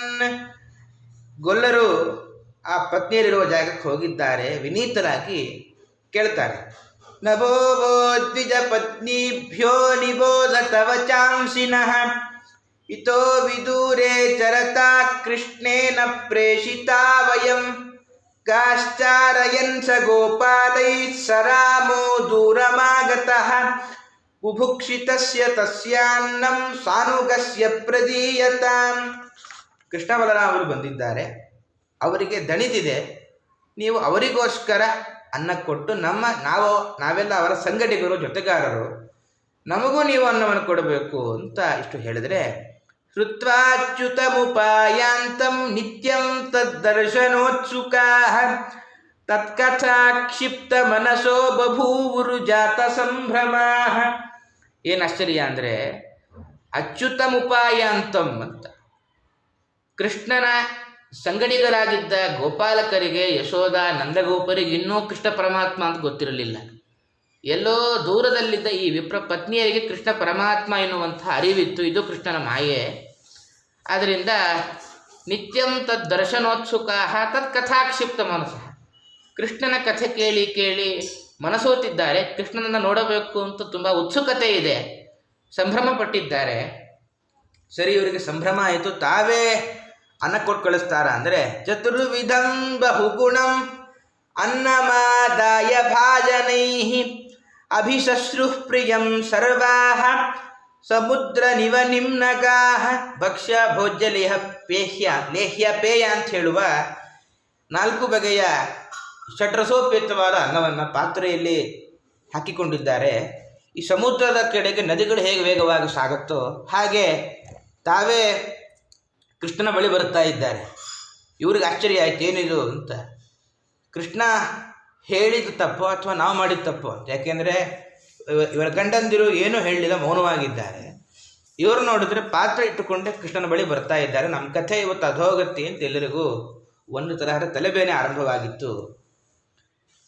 ಯಮುನೋಪವನೇ ಶೋಕ ನವಪಲ್ಲವ ಮಂಡಿತೆ ಪ್ರಚರಂತಂ ವೃತಂ ಗೋಪೈಃ ದದೃಶುಸ್ಸಾಗ್ರಜಂ ಸ್ತ್ರೀಯಃ. ಯಮುನಾ ತೀರದ ಒಂದು ವನದಲ್ಲಿ ಪರಮಾತ್ಮ ಇದ್ದಾನೆ. ಅವನ ಹತ್ರ ಬರ್ತಾರೆ. ಹತ್ರ ಬಂದು ಮೊದಲು ಅವರಿಗೆ ನೈವೇದ್ಯ ಮಾಡ್ತಾರಂತೆ. ಎಷ್ಟು ಪರಿಕಲ್ಪನೆ ಇತ್ತು ಆಗಿನ ಸ್ತ್ರೀಯರಿಗೆ. ಯಾಕೆಂದರೆ ಈಗೆಲ್ಲ ಪ್ರತಿ ಒಂದು ಪ್ರಸಂಗವೂ ಕೂಡ ಲೋಕಕ್ಕೆ ಸಂದೇಶಕ್ಕೋಸ್ಕರವೇ ಈ ಕಥೆಯನ್ನು ವ್ಯಾಸರಲ್ಲೆಲ್ಲ ನಿರೂಪಣೆ ಮಾಡಿದ್ರು. ಪತಿ ಪತ್ನಿಯರಲ್ಲಿ ಪತಿಗೆ ಬೇಗ ಊಟ ಮಾಡಬೇಕು ಅಂತ ಅಪೇಕ್ಷೆ, ಪತ್ನಿಗೂ ಬೇಗ ಊಟ ಮಾಡಬೇಕು ಅಂತ ಅಪೇಕ್ಷೆ. ನೈವೇದ್ಯ ಅಂತೂ ಏಕಾದಶಿ ಸ್ಥಾನದಲ್ಲಿ ಇರುತ್ತೆ. ನೈವೇದ್ಯ ಮಾಡೋದೇ ಕಡಿಮೆ. ಇವರಿಗೆ ಮಕ್ಕಳು ಹಸಿವಾಗಿದ್ದಾರೆ ಅಂತ ಗೊತ್ತಿದ್ದರೂ ಕೂಡ ತಾವೇ ಕೃಷ್ಣ ಹತ್ರ ಬಂದಿದ್ದಾನೆ ಅಂತ ನೇರವಾಗಿ ಏನೋ ಇವರ ಅಂತರ್ಯಾಮಿ ಕೃಷ್ಣನಿಗೆ ನೈವೇದ್ಯ ಮಾಡಿ ಕೊಡುವ ಪ್ರಸಂಗ ಇತ್ತು. ಆದರೆ ಮಕ್ಕಳು ಶಕ್ತಿಶಾಲಿಗಳು, ಅದಕ್ಕೆ ಸ್ವಲ್ಪ ದೂರ ಬಂದು ಕೃಷ್ಣನಿಗೆ ನೈವೇದ್ಯ ಮಾಡಿ ಮತ್ತು ಕೊಡುವ ಅಂತ ವಿಚಾರ ಮಾಡಿದ್ದಾರಂತೆ. ಹಾಗಾಗಿ ನೈವೇದ್ಯಕ್ಕೆ ಎಷ್ಟು ಪ್ರಾಶಸ್ತ್ಯ ಇದೆ, ಮಹತ್ವ ಇದೆ ಅಂತ ಎಲ್ಲ ನಿರೂಪಣೆ ಮಾಡ್ತಾ ಇದ್ದಾರೆ. ಮೈವಂ ವಿಭೋರ್ಹತಿ ಭವಾನ್ ಗದಿತುಂ ನೃಶಂಸುಂ ಸತ್ಯಂ ಕುರುಷ್ವ ನಿಗಮಂ ತವ ಪಾದ ಮೂಲಂ ಪ್ರಾಪ್ತಾ ವಯಂ ತುಳಸಿದಾಮಪದಾವ ಸೃಷ್ಟಂ ಕೇಶೈರ್ನಿವೋಡುಮತಿ ಲಂಘ್ಯ ಸಮಸ್ತ ಬಂಧೂನ್. ಪರಮಾತ್ಮ ಎಲ್ಲ ಸ್ವೀಕಾರ ಮಾಡಿದ್ದಾನೆ. ಎಲ್ಲ ಗೋಪಾಲಕರು ಭಕ್ಷಣ ಮಾಡಿದ್ದಾರೆ. ಇವರು ಅವನನ್ನೇ ನೋಡುತ್ತಾ ನಿಂತಿದ್ದಾರೆ. ಎಲ್ಲ ಪರಮಾತ್ಮ ಅಂತ ನಿಂತು, ಯಾಕೆ ನೀವು ಬೇಗ ಮನೆಗೆ ಹೋಗ್ರಿ, ಎಲ್ಲ ನಿಮ್ಮ ಗಂಡಂದರು ಕಾಯ್ತಾ ಇರ್ತಾರೆ, ಮನೆಗೆ ಹೋಗ್ರಿ ಅಂತಾನೆ ಪರಮಾತ್ಮ. ಆಗ ಅವರಂತಾರಂತೆ, ಮೈವಂ ವಿಭೋರ್ಹತಿ ಭವಾನ್ ಗದಿತುಂ ನೃಶಂಸಂ. ಏನು, ನಾವು ನಿನ್ನನ್ನು ಕರುಣಾವಯಿ ಅಂತ ಕೇಳಿದ್ದೇವೆ, ನೀನು ನಿಷ್ಠುರವಾಗಿ ಮಾತಾಡಿ ನಮ್ಮ ಕೈ ಬಿಡಬೇಡ.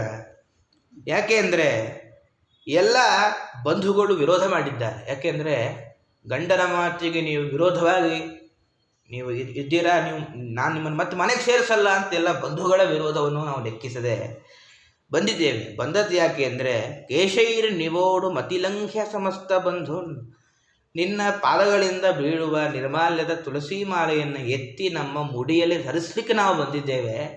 ನಮ್ಮನ್ನು ಕೈ ಹಿಡಿಯಬೇಕು, ಬಿಡೋದು ಥರ ಅಲ್ಲ ಅಂತಿಷ್ಟು ಹೇಳಿದ್ರೆ ಕೃಷ್ಣ ಪರಮಾತ್ಮ ಹೇಳ್ತಾನೆ, ಪತಯೋ ನಾಭ್ಯಸೂಯೇರನ್ ನಿತ್ಯಂ ಭ್ರಾತೃಸುತಾದಯ ಲೋಕಾಶ್ಚವೋ ಮಯೋಪೇತಾ ದೇವ ಅಪ್ಯನುಮನ್ವತೆ. ನಿಮ್ಮ ಗಂಡಂದರಿಗೆ ಆಗ ಸ್ವಲ್ಪ ಮಂಕು ಕವಿದಿತ್ತು, ಈಗ ಮಂಕು ಸರಿದಿದೆ. ಯಾರೋ ನಿಮ್ಮನ್ನು ತಿರಸ್ಕಾರ ಮಾಡಲ್ಲ. ಲೋಕಾಶ್ಚವೋ ಮಯೋಪೇತ ದೇವ ಅಪ್ಯನುಮನ್ಯತೆ. ದೇವತೆಗಳು ನಿಮ್ಮನ್ನು ಸಾಧ್ಯ ಇರುವಂತ ಬೇಕಾದರೆ ಬಹಿರಂಗವಾಗಿ ಬಂದು ಘಂಟಾಘೋಷವಾಗಿ ಉದ್ಘೋಷ ಆದರೂ ಮಾಡ್ತಾರೆ. ನಿಮಗೆ ಯಾವುದೇ ತರಹದ ಭೀತಿ ಬೇಡ ಅಂತಿಷ್ಟು ಹೇಳಿ, ಯಾಕೆ ಅಂತಂದರೆ ನಿಮ್ಮ ಉದ್ದೇಶ ಮೋಕ್ಷ. ನನ್ನ ಮುಂದೆ ಕೂತು ನನ್ನನ್ನು ನೋಡ್ತಾ ಕೂತ್ರೆ ಏನೂ ಆಗಲ್ಲ. ಮನೆಗೆ ಹೋಗಿ ಸಾಧನೆ ಮಾಡಿಕೊಳ್ಳಿ. ನಿಮ್ಮ ಉದ್ದೇಶ ಎಲ್ಲ, ನೀವು ಆ ಉದ್ದೇಶವನ್ನು ಹೇಗೆ ಪಡೆಯಬೇಕು ಅಂತ ಅದನ್ನೇ ವಿಚಾರ ಮಾಡಿ ಅಂತೆಲ್ಲರನ್ನು ಕೂಡ ಕೊಟ್ಟು ಕಳಿಸ್ತಾನೆ. ಈ ಪ್ರಸಂಗದಲ್ಲಿ ಇವರನ್ನು ಕೊಟ್ಟು ಕಳಿಸಿದ ಮೇಲೆ ಎಲ್ಲರಿಗೂ ಬುದ್ಧಿ ಬಂತಂತೋ, ನಾವು ತಪ್ಪು ಮಾಡಿದ್ದೇವೆ, ಕೃಷ್ಣ ಪರಮಾತ್ಮ ಅಂತ ಅರಿವು ಬಂದು ನಾವೆಂಥ ತಪ್ಪು ಮಾಡಿದ್ದೇವೆ ಅಂತ ಎಲ್ಲರಿಗೂ ಬುದ್ಧಿ ಬಂತಂತೆ. ಈ ಪ್ರಸಂಗದಲ್ಲಿ ವ್ಯಾಖ್ಯಾನಕಾರರು ಒಂದು ಮಾತಂತಾರೆ, ವಿಪ್ರಾಹ ಪಶ್ಚಿಮ ಬುದ್ಧಯ ಅಂತ ಒಂದು ಮಾತು. ಬ್ರಾಹ್ಮಣರಿಗೆ ಬುದ್ಧಿ ಬೇಗ ಬರೋಲ್ಲ ಅಂತ, ಒಮ್ಮೆ ತಪ್ಪಾದ ಮೇಲೆ ಬುದ್ಧಿ ಬರುತ್ತೆ ಅನ್ನೋ ಗಾದೆ ಶುರುವಾಗಿದ್ದೇ ಈಗಂತೆ. ಯಾಕೆಂದರೆ ಸಾಕ್ಷಾತ್ ಪರಮಾತ್ಮನೇ ನೈವೇದ್ಯ ಸ್ವೀಕರಿಸುವ ಪ್ರಸಂಗ ಬಂತು, ಆಗ ಬುದ್ಧಿ ಮೋಹ ಕವಿದಿತ್ತು, ವಿಚಾರ ಮಾಡಲಿಲ್ಲ. ಆಮೇಲೆ ಪಶ್ಚಾತ್ತಾಪ ಆಯಿತು. ಹಾಗಾಗಿ ವಿಪ್ರಾಹ ಪಶ್ಚಿಮ ಬುದ್ಧಯ ಅಂತ ಗಾದೆ ಬಂದ ದೇವರನ್ನು ನೋಡಿ ಸತ್ಯಧರ್ಮರು ಹಾಸ್ಯ ಮಾಡುತ್ತಾರೆ. ಇಷ್ಟಾದ ಮೇಲೆ ಅವರು ತಮ್ಮನ್ನೇ ತಾವು ತಮ್ಮ ವಿದ್ಯೆಗೆ ಒಂದು ಧಿಕ್ಕಾರ ಹೇಳಿಕೊಡ್ತಾರೆ. ದಿಗ್ಜನ್ಮನಸ್ತು ದಿಗ್ಬುದ್ಧಿಂ ದಿಗ್ವೃತ್ತಂ ದಿಗ್ಬಹುಜ್ಞತಾಂ ದಿಕ್ಕುಲಂ ಧಿಕ್ರಿಯಾ ದಾಕ್ಷ್ಯಂ ವಿಮುಖಾಯೇ ತ್ವಧೋಕ್ಷಜೇ. ನಮಗೇನು ಎಚ್ಚರ ಇರಬೇಕು ಅಂತ ಹೇಳ್ತಾ ಇದ್ದಾರೆ ಈ ಪಾತ್ರದ ಮೂಲಕ. ಪರಮಾತ್ಮನಿಗೆ ವಿಮುಖರಾಗಿ ನಾವು ಬದುಕಿದ್ದೇವೆ ಅಂದರೆ ನಮ್ಮ ಜನ್ಮವೇ ಧಿಕ್ಕಾರ ಅಂತ. ಎಷ್ಟೋ ಜನ ಆತ್ಮಹತ್ಯೆ ಮಾಡಿಕೊಡ್ತಾರೆ. ಯಾಕೆಂದರೆ ಏನೇನೋ ಅಪೇಕ್ಷೆ, ಪರೀಕ್ಷೆಯಲ್ಲಿ 95 ಅಂಕ 95 ಬಂತು, 100 ಬರಲಿಲ್ಲ ಅಂತ ಒತ್ತಡಕ್ಕೆ ಆತ್ಮಹತ್ಯೆ ಮಾಡಿಕೊಡ್ತಾರೆ. ಅವರಿಗೆಲ್ಲ ಇದು ಮಾದರಿ ಅಂತ. ಪರಮಾತ್ಮನಿಂದ ವಿಮುಖರಾಗ, ಒಂದು ವೇಳೆ ಪರಮಾತ್ಮನ ಸೇವೆ ಮಾಡಿಲ್ಲ ಅಂದರೆ ನಮ್ಮ ಜನ್ಮ ವ್ಯರ್ಥ ಹೊರತು ಯಾವುದು ಈ ಮಾರ್ಕೆಗೆ ಗೀರ್ಕೆಗೆ ನಾವು ನಮ್ಮ ತಲೆ ಹಾಕಬಾರದು. ದಿಗ್ಬುದ್ಧಿಂ ದಿಗ್ವೃತ್ತಂ, ನಮ್ಮ ನಡತೆ, ನಮ್ಮ ಪಾಂಡಿತ್ಯ, ನಮ್ಮ ಕುಲ ಎಲ್ಲವೂ ವ್ಯರ್ಥ. ಪರಮಾತ್ಮ ಹತ್ತಿರ ಬಂದರೂ ನಾವು ನೋಡಲಾಗಲಿಲ್ಲ ಅಂಥೇಳಿ ಪಶ್ಚಾತ್ತಾಪ ಆಗಿದೆ. ಮತ್ತು ಪುನಃ ಪರಮಾತ್ಮನನ್ನು ಉಪಾಸನೆ ಮಾಡ್ತಾರೆ. ಇತಿ ಕೃಷ್ಣಮನುಸ್ಮೃತ್ಯ ವಿಪ್ರಾಸ್ತೆ ಕೃತಹೇಲನಾಃ ದಿದೃಕ್ಷವೋಪ್ಯಚ್ಯುತಯೋ ಕಂಸಾದ್ಭೀತಾನ ಚಾಚಲನ್. ಮನಸ ಅಪರಾಧ ಮಾರ್ಜನೆಗೋಸ್ಕರ ಅವನನ್ನು ನೆನೆದಿದ್ದಾರೆ. ದರ್ಶನ ಮಾಡಲಿಕ್ಕೆ ಬಯಕೆ ಆಗಿದೆ, ಆದರೆ ಹೋಗಲಿಲ್ಲ. ಯಾಕೆ ಅಂದರೆ ಕಂಸಾದ್ಭೀತ, ಕಂಸನ ಭಯ ಇತ್ತು, ಆದ್ದರಿಂದ ಅವ್ರು ಹೋಗಲಿಲ್ಲ. ಮತ್ತು ಕೃಷ್ಣ ಇವರಿಗೆ ಮೋಹ ಕೊಟ್ಟದ್ದು ಯಾಕೆ ಅಂದರೆ ಪಶ್ಚಾತ್ತಾಪದಿಂದ ಭಕ್ತಿ ಇನ್ನೂ ದೃಢ ಆಗತ್ತಂತೆ. ಅದಕ್ಕೆ ಪಶ್ಚಾತ್ತಾಪ ಕೊಟ್ಟು ಭಕ್ತಿ ಇನ್ನೂ ದೃಢ ಮಾಡಿಸಲಿಕ್ಕೆ ಈ ರೀತಿಯಾಗಿ ಮೋಹ ಕೊಟ್ಟಿದ್ದಾನೆ ಅಂತಿಷ್ಟು ಹೇಳಿ, ಅಲ್ಲ ಸರಿ, ಬ್ರಾಹ್ಮಣರಿಗೆ ಬುದ್ಧಿ ಬಂದಿದೆ, ಆದರೂ ಕೃಷ್ಣನ ಬಳಿ ಹೋಗಲಿಕ್ಕೆ ಕಂಸನ ಭಯವ ಅಥವಾ ಮೋಹ ಇನ್ನೂ ಇದೆಯಾ? ಯಾಕೆಂದರೆ ಮೋಹ ಕಡಿಮೆ ಮಾಡಿ ಪಶ್ಚಾತ್ತಾಪ ಕೊಟ್ಟು ಭಕ್ತಿ ದಾರ್ಢ್ಯ ಆಗಲಿಕ್ಕೆ ಕೃಷ್ಣ ಪರಮಾತ್ಮ ಇವರಿಗೆ ಮೋಹಕ ಶಕ್ತಿಯಿಂದ ಇವರನ್ನು ಬುದ್ಧಿಯನ್ನು ಸ್ವಲ್ಪ ವ್ಯತ್ಯಸ್ತ ಮಾಡಿದ್ದ ಅಂತ ಕಾರಣ ಕೊಟ್ಟಿದ್ದಾರೆ ಅಂದಮೇಲೆ ಅದಕ್ಕೆ ಹೇಳ್ತಾರೆ, ಜೊತೆಗೆ ನಿಮ್ಮ ಪ್ರಯತ್ನವೂ ಬೇಕು ಅಂತಾರೆ. ಪರಮಾತ್ಮ ಏನು ಮಾಡುತ್ತಾನೆ, ಅಡ್ಡಿಯನ್ನು ದೂರ ಸರಿಸ್ತಾನಷ್ಟೇ, ಜೊತೆಗೆ ಪ್ರಯತ್ನವೂ ಇರಬೇಕು. ಹಾಗಾಗಿ ನಮಗೊಂದು ಪಾಠ, ಒಂದು ಪರಮಾತ್ಮನ ಬಳಿ ಪ್ರಾರ್ಥನೆ ಮಾಡಬೇಕು, ಜೊತೆಗೆ ನಮ್ಮ ಪ್ರಯತ್ನವೂ ಬೇಕು ಅಂತ ಈ ಪ್ರಸಂಗದಿಂದ ಅರ್ಥ ಮಾಡಿಕೊಳ್ಳಬೇಕು ಅಂತಾರೆ. ಇಲ್ಲಿಗೆ ಈ 21ನೇ ಅಧ್ಯಾಯ ಮುಗಿಯುತ್ತೆ. ಈಗ ಗೋವರ್ಧನ ಪರ್ವತವನ್ನು ಎತ್ತಿದ ಪ್ರಸಂಗವನ್ನು ವರ್ಣನೆ ಮಾಡ್ತಾರೆ. ಭಗವಾನಪಿ ತತ್ರೈವ ಬಲದೇವೇನ ಸಂಯುತಃ ಅಪಶ್ಯನ್ನಿವ ಗೋಪಾನಿಂದ್ರಯಾಗ ಕೃತೋದ್ಯಮಾನ್. ಎಲ್ಲರೂ ಕೂಡ ವೃಂದಾವನದಲ್ಲಿ ಇಂದ್ರಯಾಗವನ್ನು ಮಾಡಿದ್ದಾರೆ. ಇದನ್ನು ನೋಡಿ ಇವರಿಗೆ ಯಾಗದ ಬಗ್ಗೆ ಏನು ಪರಿಕಲ್ಪನೆ, ಯಾಗ ಹೇಗೆ ನಡೆಸಬೇಕು ಅಂತ ಇವರ ಮೂಲಕ ಲೋಕಕ್ಕೆ ಒಂದು ಎಚ್ಚರ ಕೊಡಬೇಕಾಗಿತ್ತು. ಈ ಪ್ರಸಂಗವನ್ನು ಪರಮಾತ್ಮ ಇಲ್ಲಿ ಬಳಸಿಕೊಳ್ತಾನೆ. ಕಥ್ಯತಾಂ ಮೇ ಪಿತಃ ಕೋಯಂ ಸಂಭ್ರಮೋ ವ ಉಪಾಗತಃ ಕಿಂ ಫಲಂ ಕಸ್ಯ ಚೋದ್ದೇಶಃ ಕೇನ ವಾ ಸಾಧ್ಯತೆ ಮಖಃ. ಏನೋ ಉತ್ಸವ ಮಾಡ್ತಾ ಇದ್ದೀರಾ, ಉತ್ಸವ ಮಾಡೋದರಿಂದ ಏನು ಫಲ, ಯಾವ ದೇವತೆಯನ್ನು ಉದ್ದೇಶಿಸಿಕೊಂಡು ಉತ್ಸವ ಮಾಡ್ತಾ ಇದ್ದೀರಾ ಅಂತೆಲ್ಲ ಕೇಳಿದ್ರೆ ಸ್ವಲ್ಪ ಹೇಳಲಿಕ್ಕೆ ಸ್ವಲ್ಪ ಹಿಂಜರಿಕೆ ಆಯಿತು ವಸುದೇವನಿಗೆ.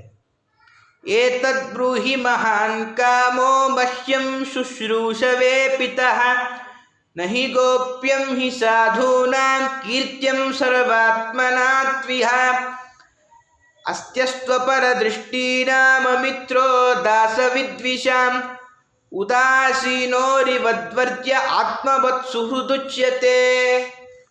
ನೇರವಾಗಿ ಮನುಷ್ಯರ ವರ್ತನೆ ಹೇಗಿರಬೇಕು ಅಂತ ವಸುದೇವರ ಮೂಲಕ ನಮಗೆ ಪಾಠ ಕಲಿಸ್ತಾರೆ ಪರಮಾತ್ಮರು. ನೋಡಿ, ಸಜ್ಜನರು ಅಂತ ಯಾರು ಕರೆಸಿಕೊಳ್ಳುತ್ತಾರೋ ಅವರು ಏನನ್ನು ಮುಚ್ಚಿಡಬಾರದು. ಯಾಕೆಂದರೆ ಅವರಿಗೆ ತನ್ನವರು ಪರರು ಅಂತ ಭೇದ ಭಾವ ಮಾಡ್ತಾ ಇರಲ್ಲ ಅವರು. ಮತ್ತು ಮಿತ್ರರಿಗೆ ಮತ್ತು ಇವನು ಮಿತ್ರ ಇವನು ತಟಸ್ಥ ಅಂತ ವ್ಯತ್ಯಾಸವೂ ಇರಲ್ಲ. ಶತ್ರುವನ್ನು ಮತ್ತು ತಟಸ್ಥನನ್ನು ದೂರ ಇಡಬೇಕು. ನಾನು ಶತ್ರುವ ಅಥವಾ ತಟಸ್ಥನ ಎರಡರಲ್ಲಿ ಯಾವುದು? ಹಾಗಾಗಿ ನನ್ನ ಹತ್ರ ಏನು ಮುಚ್ಚಿಡಬೇಡಿ, ಎಲ್ಲವೂ ಹೇಳಿ ಎಂದಾಗ ಹಾಗಂತಾರೆ, ಇಲ್ಲ, ಪರ್ಜನ್ಯೋ ಭಗವಾನ್ ಇಂದ್ರ, ದೇವೇಂದ್ರ ಮಳೆಯ ದೇವತೆ, ಮೇಘಾ ತಸ್ಯ ಆತ್ಮಮೂರ್ತಯ, ಎಲ್ಲ ಮೋಡಗಳು ಅವನ ಶರೀರದ ಹಾಗೆ, ಅಭಿವರ್ಷಂತಿ ಭೂತಾನ, ಅವನನ್ನು ಯಾಗದಿಂದ ಇಂದ್ರನನ್ನೇ ಸರ್ವೋತ್ತಮ ಅಂತ ಉಪಾಸನೆ ಮಾಡಿದಾಗ ಆಗ ಎಲ್ಲರ ಜೀವಿಗಳ ಬದುಕಿಗೆ ಎಲ್ಲ ಚಟುವಟಿಕೆಗೆ ಬೇಕಾದ ಮಳೆಯನ್ನು ನೀರನ್ನು ಸುರಿಸ್ತಾನೆ ಇಂದ್ರ ಪರಮಾತ್ಮ. ಆದ್ದರಿಂದಾಗಿ ಇಷ್ಟು ವಿವರ ಹೇಳ್ತಾನೆ. ಆಗ ಕೃಷ್ಣ ಹೇಳೋದು, ಎಲ್ಲ ದೇವತೆಗಳನ್ನು ಪರಿವಾರತೆಯ ಉಪಾಸನೆ ಮಾಡಲೇಬೇಕು. ಆದರೆ ಇಲ್ಲಿ ಸ್ವಲ್ಪ ಇಂದ್ರನಿಗೆ ಗರ್ವವೂ ಬಂದಿತ್ತು. ಆ ಗರ್ವವನ್ನು ಕಡಿಮೆ ಮಾಡಬೇಕು ಅಂತ ಒಂದು ಸ್ವಲ್ಪ ಪ್ರತಿಬಂಧದ ಒಂದು ಉಪಾಯವನ್ನು ಪರಮಾತ್ಮ ಹೂಡಿದ್ದಾನೆ. ಅಲ್ಲಿ ಪರಮಾತ್ಮ ಈ ವಿಷಯದ ಬಗ್ಗೆ ಕೆಲವು ಮಾತನಾಡ್ತಾನೆ. ತಸ್ಮಾತ್ ಗವಾಂ ಬ್ರಾಹ್ಮಣಾನಾಮದ್ರೇಶ್ಚಾರಭ್ಯತಾಂ ಮಖಃ ಯ ಇಂದ್ರ ಯಾಗ ಸಂಭಾರಾಸ್ತೈರಯಂ ಸಾಧ್ಯತಾಂ ಮಖಃ. ಪರಮಾತ್ಮ ಅಂತಾನೆ, ನಮಗೆ ಉಪಕಾರ ಮಾಡಿದ್ದು ಯಾರು ಅಂದರೆ ಎಲ್ಲ ಗೋ ಬ್ರಾಹ್ಮಣರು, ಗೋವರ್ಧನ ಬೆಟ್ಟ, ಇದರಿಂದ ನಮ್ಮ ಉಪಕಾರ ಆಗಿದೆ. ಆದ್ದರಿಂದ ಇಂದ್ರನ ಆರಾಧನೆಗೋಸ್ಕರ ಏನನ್ನು ಬಳಸಿದ್ದೀರೋ ಆ ಎಲ್ಲ ತಂದ ಸಾಮಗ್ರಿಗಳನ್ನು ಇಲ್ಲಿ ಬಳಸಿ. ಇದು ಸ್ವಲ್ಪ ಸ್ಪಷ್ಟ ಅರ್ಥ ಆಗಲ್ಲ, ಆಚಾರ್ಯರು ಸ್ವಲ್ಪ ಅರ್ಥ ಮಾಡ್ತಾರೆ, ವ್ಯಾಖ್ಯಾನ ಮಾಡ್ತಾರೆ. ಇಂದ್ರನ ಅಹಂಕಾರ ಕಳೆಯಬೇಕಾಗಿತ್ತು, ಹಾಗಾಗಿ ಇಂದ್ರಾಂತರ್ಗತನಾದ ನನ್ನ ಆರಾಧನೆ ಮಾಡಬೇಡಿ, ಗೋವರ್ಧನಾಂತರ್ಗತ ಆ ಪ್ರತೀಕದಲ್ಲಿ ತನ್ನ ಆರಾಧನೆ ಪರಮಾತ್ಮ ಮಾಡಿಸಿಕೊಂಡ ಅಂತ ಆಚಾರ್ಯರು ತಂತ್ರಭಾಗವತದ ಒಂದು ಮಾತನ್ನು ಉದಾಹರಿಸಿ ವ್ಯಾಖ್ಯಾನ ಮಾಡ್ತಾರೆ. ಅದರಿಂದಾಗಿ ಇದರಿಂದ ನಮಗೆ ನೀಡಿದ ಎಚ್ಚರ ಏನು ಅಂದರೆ, ಪರಮಾತ್ಮನ ಪೂಜೆ ಬಿಟ್ಟು ಕೇವಲ ದೇವತಾ ಪೂಜೆಯನ್ನು ಮಾಡ್ತಾ ಇದ್ದಾರೆ ಅವರು. ಅದು ಫಲ ಕೊಡಲ್ಲ, ಪರಿವಾರತೆಯ ಪೂಜೆ ಮಾಡಬೇಕು ಅಂತ ಭಾವನೆ ಒಳಗಿದೆ. ಹಾಗಾಗಿ ಈ ರೀತಿಯಾಗಿ ಇಷ್ಟು ಹೇಳಿ, ಏತನ್ ಮಮ ಮತಂ ತಾತ ಕ್ರಿಯತಾಂ ಯದಿ ರೋಚತೆ. ಯಾವತ್ತು ಧರ್ಮ ಹೇರಿಕೆ ಅಂತ ಅನಿಸ್ಬಾರ್ದು. ಅದೊಂದು ಸಂದೇಶ. ಯಾವತ್ತು ಮನೆಗಳಲ್ಲಿ ಚಿಕ್ಕವರ ಮೇಲೆ ಧರ್ಮ ಹೇರಿಕೆ ಅಂತ ಅನಿಸಿದಾಗ ಯಾರು ಅದನ್ನು ಪ್ರವೃತ್ತಿ ಮಾಡೋದಿಲ್ಲ. ಪರಮಾತ್ಮ ಹೇಳುತ್ತಾನೆ, ಇದು ನನ್ನ ಅಭಿಪ್ರಾಯ, ಕ್ರಿಯತಾಂ ಯದಿ ರೋಚತೆ. ಹೇಳುವುದು ನನ್ನ ಕರ್ತವ್ಯ, ಕೇಳುವುದು ನಿಮಗೆ ಬಿಟ್ಟದ್ದು, ಮಾಡುವುದು ನಿಮಗೆ ಬಿಟ್ಟದ್ದು. ಒಂದು ವೇಳೆ ನಿಮಗೆ ಮಾಡಬೇಕು ಅನಿಸಿದರೆ ಮಾಡಿ ಅಂತಾನೆ ಪರಮಾತ್ಮ. ಅಂದರೆ ಅಭಿಪ್ರಾಯ, ಮಕ್ಕಳು ದೊಡ್ಡವರಾದಾಗ ಧರ್ಮದ ಬಗ್ಗೆ ಎಚ್ಚರ ಕೊಡೋದು ಮಾತ್ರ ನಮ್ಮ ಕರ್ತವ್ಯ, ಮಾಡೋದು ಬಿಡೋದು ಅವರ ಕರ್ತವ್ಯ. ಈ ರೀತಿಯಾಗಿ ಜಾಗರೂಕತೆ ಇರಬೇಕು ಅಂತ ಇಷ್ಟು ಹೇಳಿ, ಅದಾದ ಮೇಲೆ ಕೃಷ್ಣಸ್ತ್ವನ್ಯತಮಂ ರೂಪಂ ಗೋಪ ವಿಶ್ರಂಭಣಂಗತಃ ಶೈಲೋಸ್ಮೀತಿ ಬ್ರುವನ್ ಭೂರಿ ಬಲಿಮಾ ದದ್ಬೃಹದ್ವಪುಃ. ಎಲ್ಲ ಗೋಪಾಲಕರಿಗೆ ವಿಶ್ವಾಸ ಉಂಟು ಮಾಡಬೇಕು ಅಂತ ತಾನೇ ಒಂದು ದೊಡ್ಡ ಆಕೃತಿಯನ್ನು ತಳೆದು ನಾನೇ ಗೋವರ್ಧನ ಪರ್ವತ ಅಂತ ದೊಡ್ಡ ಅನ್ನದ ರಾಶಿಯನ್ನು ಪರಮಾತ್ಮ ಎಲ್ಲವೂ ಕೂಡ ಸ್ವೀಕಾರ ಮಾಡಿದ್ದಾನೆ. ತಸ್ಮೈ ನಮೋ ವ್ರಜನೈ ಸಚಕ್ರೇ ಹ್ಯಾತ್ಮನಾತ್ಮನೆ ಅಹೋ ಪಶ್ಯತ ಶೈಲೋಸೌ ರೂಪೀನೋ ನುಗ್ರಹಂ ವ್ಯಧಾತ್. ಏನು ಆಶ್ಚರ್ಯ ಅಂದರೆ, ತಾನೇ ಇನ್ನೊಂದು ರೂಪ ಧಾರಣೆ ಮಾಡಿ ಎಲ್ಲರೂ ನೋಡಿ ನಮಸ್ಕಾರ ಮಾಡಿ ಗೋವರ್ಧನ ಪರ್ವತವೇ ದೇವತಾ ರೂಪ ತಳೆದು ನಿಮಗೆಲ್ಲ ಅನುಗ್ರಹ ಮಾಡ್ತಾ ಇದೆ ಅಂತ ಎಲ್ಲರಿಗಿದ್ದ ಅವಿಶ್ವಾಸವನ್ನು ಕಳೆದ. ಈ ರೀತಿಯಾಗಿ ಮಾಡಿದ್ದಾನೆ. ಅಲ್ಲಿಗೆ ಆದರೆ ಇಲ್ಲಿಷ್ಟೆಲ್ಲ ಆಯಿತು. ಆದರೆ ಅಲ್ಲೇನಾಗಿದೆ ಅಂತಂದರೆ, ಇಂದ್ರದೇವರಿಗೆ ತುಂಬ ಕೋಪ ಬಂದಿದೆ. ಯಾಕೆ ಅಂದರೆ, ಯಥಾ ದೃಢೈ ಕರ್ಮಮಯೈ ಅಂತ ಈ ಮುರುಕು ದೋಣಿಗಳನ್ನು ಸಂಸಾರ ಸಾಗರ ದಾಟ್ತೇವೆ ಅಂತ ಎಷ್ಟೋ ವ್ಯರ್ಥ ಪ್ರಯತ್ನ. ಹಾಗೆ ನನ್ನ ಪೂಜೆ ಬಿಟ್ಟು ಈ ಗೋವರ್ಧನ ಪರ್ವತ ಪೂಜೆ ಅನ್ನೋದು ಈ ಮುರುಕು ದೋಣಿಯ ಹಾಗೆ, ಅದರಿಂದ ಈ ಕಷ್ಟದ ಪರಂಪರೆ ದಾಟ್ತೀವಿ ಅಂತ ಎಲ್ಲರಿಗೂ ಭ್ರಮೆ ಇದೆ. ವಾಚಾಲಂ ಮಾನಿನಂ ಮತ್ತ ಮದ್ನಂ ಪಂಡಿತ ಮಾನಿನಂ. ಕೃಷ್ಣ ಮಹಾಗರ್ವಿ, ತಾನೇ ಪಂಡಿತ ಅಂತ ಅಹಂಕಾರ ಪಡ್ತಾ ಇದ್ದಾನೆ. ಇವರು ಹೇಗಾದರೂ ಮಾಡಿ ಪಾಠ ಕಲಿಸಬೇಕು ಅಂತ ಅವರು ವಿಚಾರ ಮಾಡ್ತಾರೆ. ಇಲ್ಲಿ ಆಚಾರ್ಯರು ಒಂದು ಮಾತು ಹೇಳ್ತಾರೆ, ದೇವತೆಗಳಲ್ಲಿ ಅತ್ಯಲ್ಪವಾಗಿ ಅಸುರಾವೇಶ ಉಂಟೇ ಉಂಟು ಅಂತ. ಪರಮಾತ್ಮ ಮತ್ತು ಲಕ್ಷ್ಮೀದೇವಿ ಮತ್ತು ವಾಯುದೇವರನ್ನು ಬಿಟ್ಟು, ಅದಕ್ಕೆ ವಾಯುದೇವರಿಗೆ ಆಖಣಾಶ್ವಸಮ ಅಂತ ಕರೀತಾರೆ. ಯಾಕೆಂದರೆ ಅಸುರರ ಆಕ್ರಮಣದ ಮುಂದೆ ಒಂದು ಅಭೇದ್ಯವಾದ ಬಂಡೆಗಲ್ಲಿನ ಹಾಗಿದ್ದಾರೆ. ಆದ್ದರಿಂದ ಮುಖ್ಯ ಪ್ರಾಣರನ್ನು ಬಿಟ್ಟು ರುದ್ರದೇವರಿಂದ ಶುರು ಮಾಡಿ ನಮ್ಮ ತನಕ ಅಸುರರ ಆಕ್ರಮಣ ಇದ್ದೇ ಇರುತ್ತೆ, ಆವೇಶ. ಆದ್ದರಿಂದಾಗಿ ಅಸುರಾವೇಶ ಕಳೆದಾಗ ಸ್ವಾಭಾವಿಕ ಸಜ್ಜನಿಕೆಯೇ ಇರುತ್ತೆ. ಈ ಅಸುರಾವೇಶದಿಂದ ಇಂದ್ರ ಮಾತಾಡಿದ್ದು ಹೊರತು ಇದರಿಂದ ಅವನ ಯೋಗ್ಯತೆಯನ್ನು ಅಳೆದು ಅವನು ನಮಗಿಂತ ಚಿಕ್ಕವ ಅಂತೆಲ್ಲ ಯೋಗ್ಯತಾ ಪರೀಕ್ಷೆ ಮಾಡಬಾರದು ಅಂತಿಷ್ಟು ಹೇಳಿ, ಇತ್ತಂ ಅಘವತಾ ಜ್ಞಪ್ತಾಹ ಮೇಘ, ಎಲ್ಲ ಮೋಡಗಳಿಗೆ ಆಜ್ಞೆ ಮಾಡ್ತಾನೆ, ನೀವು ಮಳೆಯನ್ನು ಸುರಿಸಬೇಕು ಅಂತ. ಅದಕ್ಕೆ ಭಯ, ನಾವು ಸುರಿಸಿದ್ರೆ ಮತ್ತು ನಮ್ಮ ಗತಿ ಏನು ಅಂದರೆ, ಅಹಂ ಚೈರಾವತಂ ನಾಗ ಮಾರುಷ್ಯ, ನಾನು ನಿಮ್ಮ ಹಿಂದೆ ಬರುತ್ತೇನೆ, ಯಾವುದೇ ಭಯ ನಿಮಗೆ ಬೇಡ ಅಂತಿಷ್ಟು ಹೇಳಿ ಮಳೆ ಆರಂಭವಾಗಿದೆ. ಆಗ ಕೃಷ್ಣ ವಿಚಾರ ಮಾಡ್ತಾನೆ, ನಹಿ ಮದ್ಭಾವಯುಕ್ತಾನಾಂ ಸುರಾಣಾಮೀಶ ವಿಸ್ಮಯಃ ಮತ್ತಸ್ಸತಾಂ ಮಾನಭಂಗಃ ಪ್ರಶಮಾಯೋಪಪದ್ಯತೆ. ಇಂದ್ರನಿಗೆ ನಾನೇ ಸರ್ವಶಕ್ತ ಅಂತ ಅಹಂಕಾರ ಇದೆ. ಆ ಗರ್ವಭಂಗ ಆಯಿತು ಅಂದರೆ ಇನ್ನೂ ಭಕ್ತಿಯಲ್ಲಿ ದಾರ್ಢ್ಯತೆ ಬರುತ್ತೆ. ಆದ್ದರಿಂದ ಗರ್ವಭಂಗ ಮಾಡಬೇಕು ಅಂತ ಇತ್ಯುಕ್ತ್ವೇಕೈನ ಹಸ್ತೇನ ಕೃತ್ವಾ ಗೋವರ್ಧನಾಚಲಂ ದಧಾರ ಲೀಲಯ ಕೃಷ್ಣ ಛತ್ರಾಕಮಿವ ಬಾಲಕಃ. ಒಬ್ಬ ಚಿಕ್ಕ ಬಾಲಕ ಈ ನಾಯಿ ಕೊಡೆಯನ್ನು ಎತ್ತಿಕೊಂಡು ಹೇಗೆ ಎತ್ತಿಕೊಳ್ತಾನೋ ಹಾಗೆ ಪರಮಾತ್ಮ ತನ್ನ ಒಂದು ಕೈಯಿಂದ ಗೋವರ್ಧನ ಪರ್ವತ ಎತ್ತಿದ್ದಾನೆ. ಆದರೆ ಈ ದೃಶ್ಯ ನೋಡಿ ಎಲ್ಲರಿಗೂ ಆಶ್ಚರ್ಯ ಆಗ್ತಾ ಇದೆ. ತಾವಲ್ಲಿ ಹೋಗಬೇಕು ಅಂತ ಯಾರಿಗೆ ಎಚ್ಚರವೇ ಇಲ್ಲ. ಕೃಷ್ಣನ ಆ ಲೀಲೆಯನ್ನು ನೋಡಿ ಎಲ್ಲರೂ ಕೂಡ ಒಳ್ಳೆ ಭಾವನೆಯಲ್ಲಿ ವ್ಯಕ್ತವಾಗಿದ್ದಾರೆ. ಆಗ ಅಥಾಹ ಭಗವಾನ್ ಗೋಪಾನ್, ಇವನೇ ಎಚ್ಚರಿಸ್ತಾನೆ, ಸಾಕು ಇದು ನೋಡಿದ್ದು ಲೀಲೆ, ಇನ್ನು ಅಲ್ಲೇ ಇದ್ದರೆ ನಿಮ್ಮ ಮಾರಣ ಹೋಮ ಆಗುತ್ತೆ, ಎಲ್ಲರೂ ಕೂಡ ಬೇಗ ಇದರ ಕೆಳಭಾಗದಲ್ಲಿ ಪ್ರವೇಶ ಮಾಡಿ ನತ್ರಾಸ ಇಹವಃ ಕಾರ್ಯ ಅಂತ, ನಿಮಗೆ ಕೆಳಗೆ ಬೀಳುತ್ತೆ ಅಂತ ಭಯ ಬೇಡ. ಮದ್ಹಸ್ತಾದ್ರಿ ನಿಪಾತನ, ನಾನು ಇದರ ಮೇಲ್ಗಡೆ ನನ್ನ ಕೈಯಿಂದ ಇದನ್ನು ಧಾರಣೆ ಮಾಡಿದ್ದೇನೆ, ಯಾವ ಬೆಂಕಿ ಚಳಿ ಗಾಳಿ ಬಿರುಗಾಳಿ ಯಾವ ಭಯವೂ ಬೇಡ. ಎಷ್ಟು ದಿನ ಅಂದರೆ ಶುತ್ರುಡ್ವ್ಯಥಾಂ ಸುಖಾಪೇಕ್ಷಾಂ ಸಪ್ತಾಹಂ ನಾಚಲತ್ಪದಾತ್, 7 ದಿನದ ತನಕ ಒಂದು ಹೆಜ್ಜೆಯೂ ಕದಲದೇ ಬೆಟ್ಟವನ್ನು 7 ದಿನಗಳ ಕಾಲ ಪರಮಾತ್ಮ ಎತ್ತಿ ಹಿಡಿದು ನಿಂತಿದ್ದಾನೆ. ಎಲ್ಲರೂ ಕೂಡ ಕೃಷ್ಣನನ್ನು ನೋಡ್ತಾ ನಿಂತಿದ್ದಾರೆ. ಹಸುವು ನೀರಡಿಕೆ ಬಾಧೆ ಯಾವ ಸುಖಭೋಗರ ಆಸಕ್ತಿಯೂ ಯಾರನ್ನು ಕೂಡ ಬಾರಿಸಲಿಲ್ಲ ಅಂತ. ಇಲ್ಲಿ ಈ ಪ್ರಸಂಗಕ್ಕೆ ತುಂಬ ಮಾರ್ಮಿಕವಾದ ಕೆಲವೊಂದು ಅಂಶ ನಿರೂಪಣೆ ಮಾಡ್ತಾರೆ. ಕೃಷ್ಣ ಬೆಟ್ಟವನ್ನು ಹೇಗೆ ಎತ್ತಿದ ಅಂದರೆ, ಇಂದ್ರ ತುಂಬ ಚಿಕ್ಕವ ತನ್ನ ಯೋಗ್ಯತೆಗಿಂತ. ತಾನು ಅವನ ಯುದ್ಧದಲ್ಲಿ ಯುದ್ಧ ಆಗೋ ಪ್ರಸಂಗ ಬಂದಾಗ ತಾನು ಕೃಷ್ಣನ ಎದುರಾಳಿಯಾಗಿ ನಿಂತಾಗ ಕೃಷ್ಣನ ಯೋಗ್ಯತೆಗೆ ಅಷ್ಟು ಶೋಭೆ ಇಲ್ಲ. ಅದಕ್ಕೆ ಇಂತಹ ಪ್ರಸಂಗದಲ್ಲಿ ಏನು ಮಾಡಬೇಕು ಅಂದರೆ ಅವನ ಶತ್ರುಗಳು ಯಾರು ಅವರನ್ನು ಛೂ ಬಿಡಬೇಕು. ಕೃಷ್ಣ ಮಾಡಿದ್ದು ಅದೇ.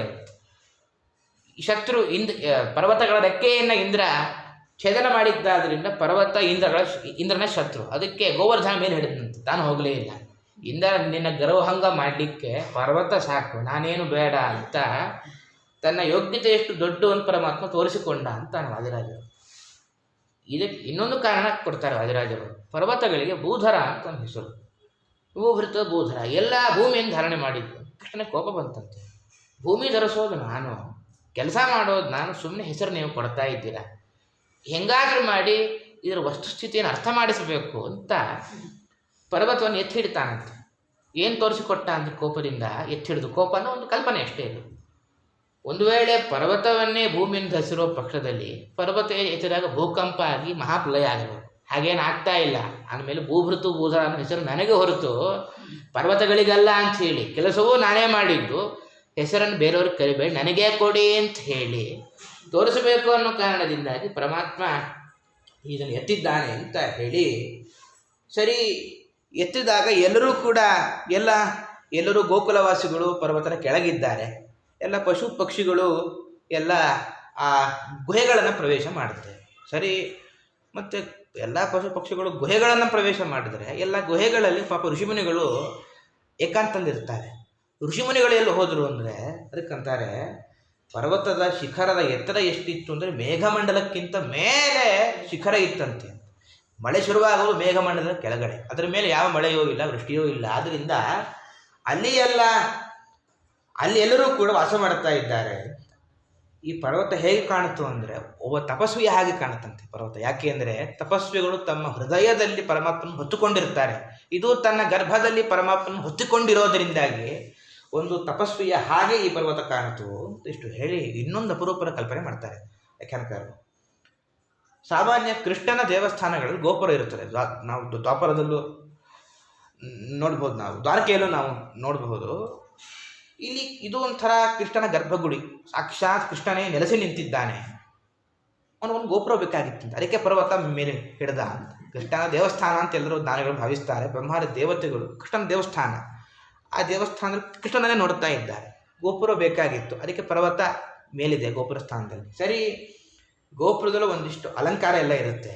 ಇಲ್ಲಿ ಯಾವುದು ಅಲಂಕಾರ? ಎಲ್ಲ ಜಿಂಕೆಗಳು, ಎಲ್ಲ ಪಕ್ಷಿಗಳು ಅದೇ ಒಂದು ಗೋಪುರಕ್ಕೆ ಮಾಡಿದ ಒಂದು ಗೊಂಬೆಗಳ ಹಾಗೆ ಅಲಂಕಾರ ರೂಪವಾಗಿತ್ತಂತೆ ಅಂತ ಎಷ್ಟು ಅನೇಕ ದೃಷ್ಟಿಕೋನದಲ್ಲಿ ಈ ಭಾಗವನ್ನು ವರ್ಣನೆ ಮಾಡ್ತಾರೆ. ಇಲ್ಲಿಗೆ ಇಷ್ಟಾದ ಮೇಲೆ ಇಂದ್ರನಿಗೆ ತುಂಬ ಕೋಪ ಬಂತು.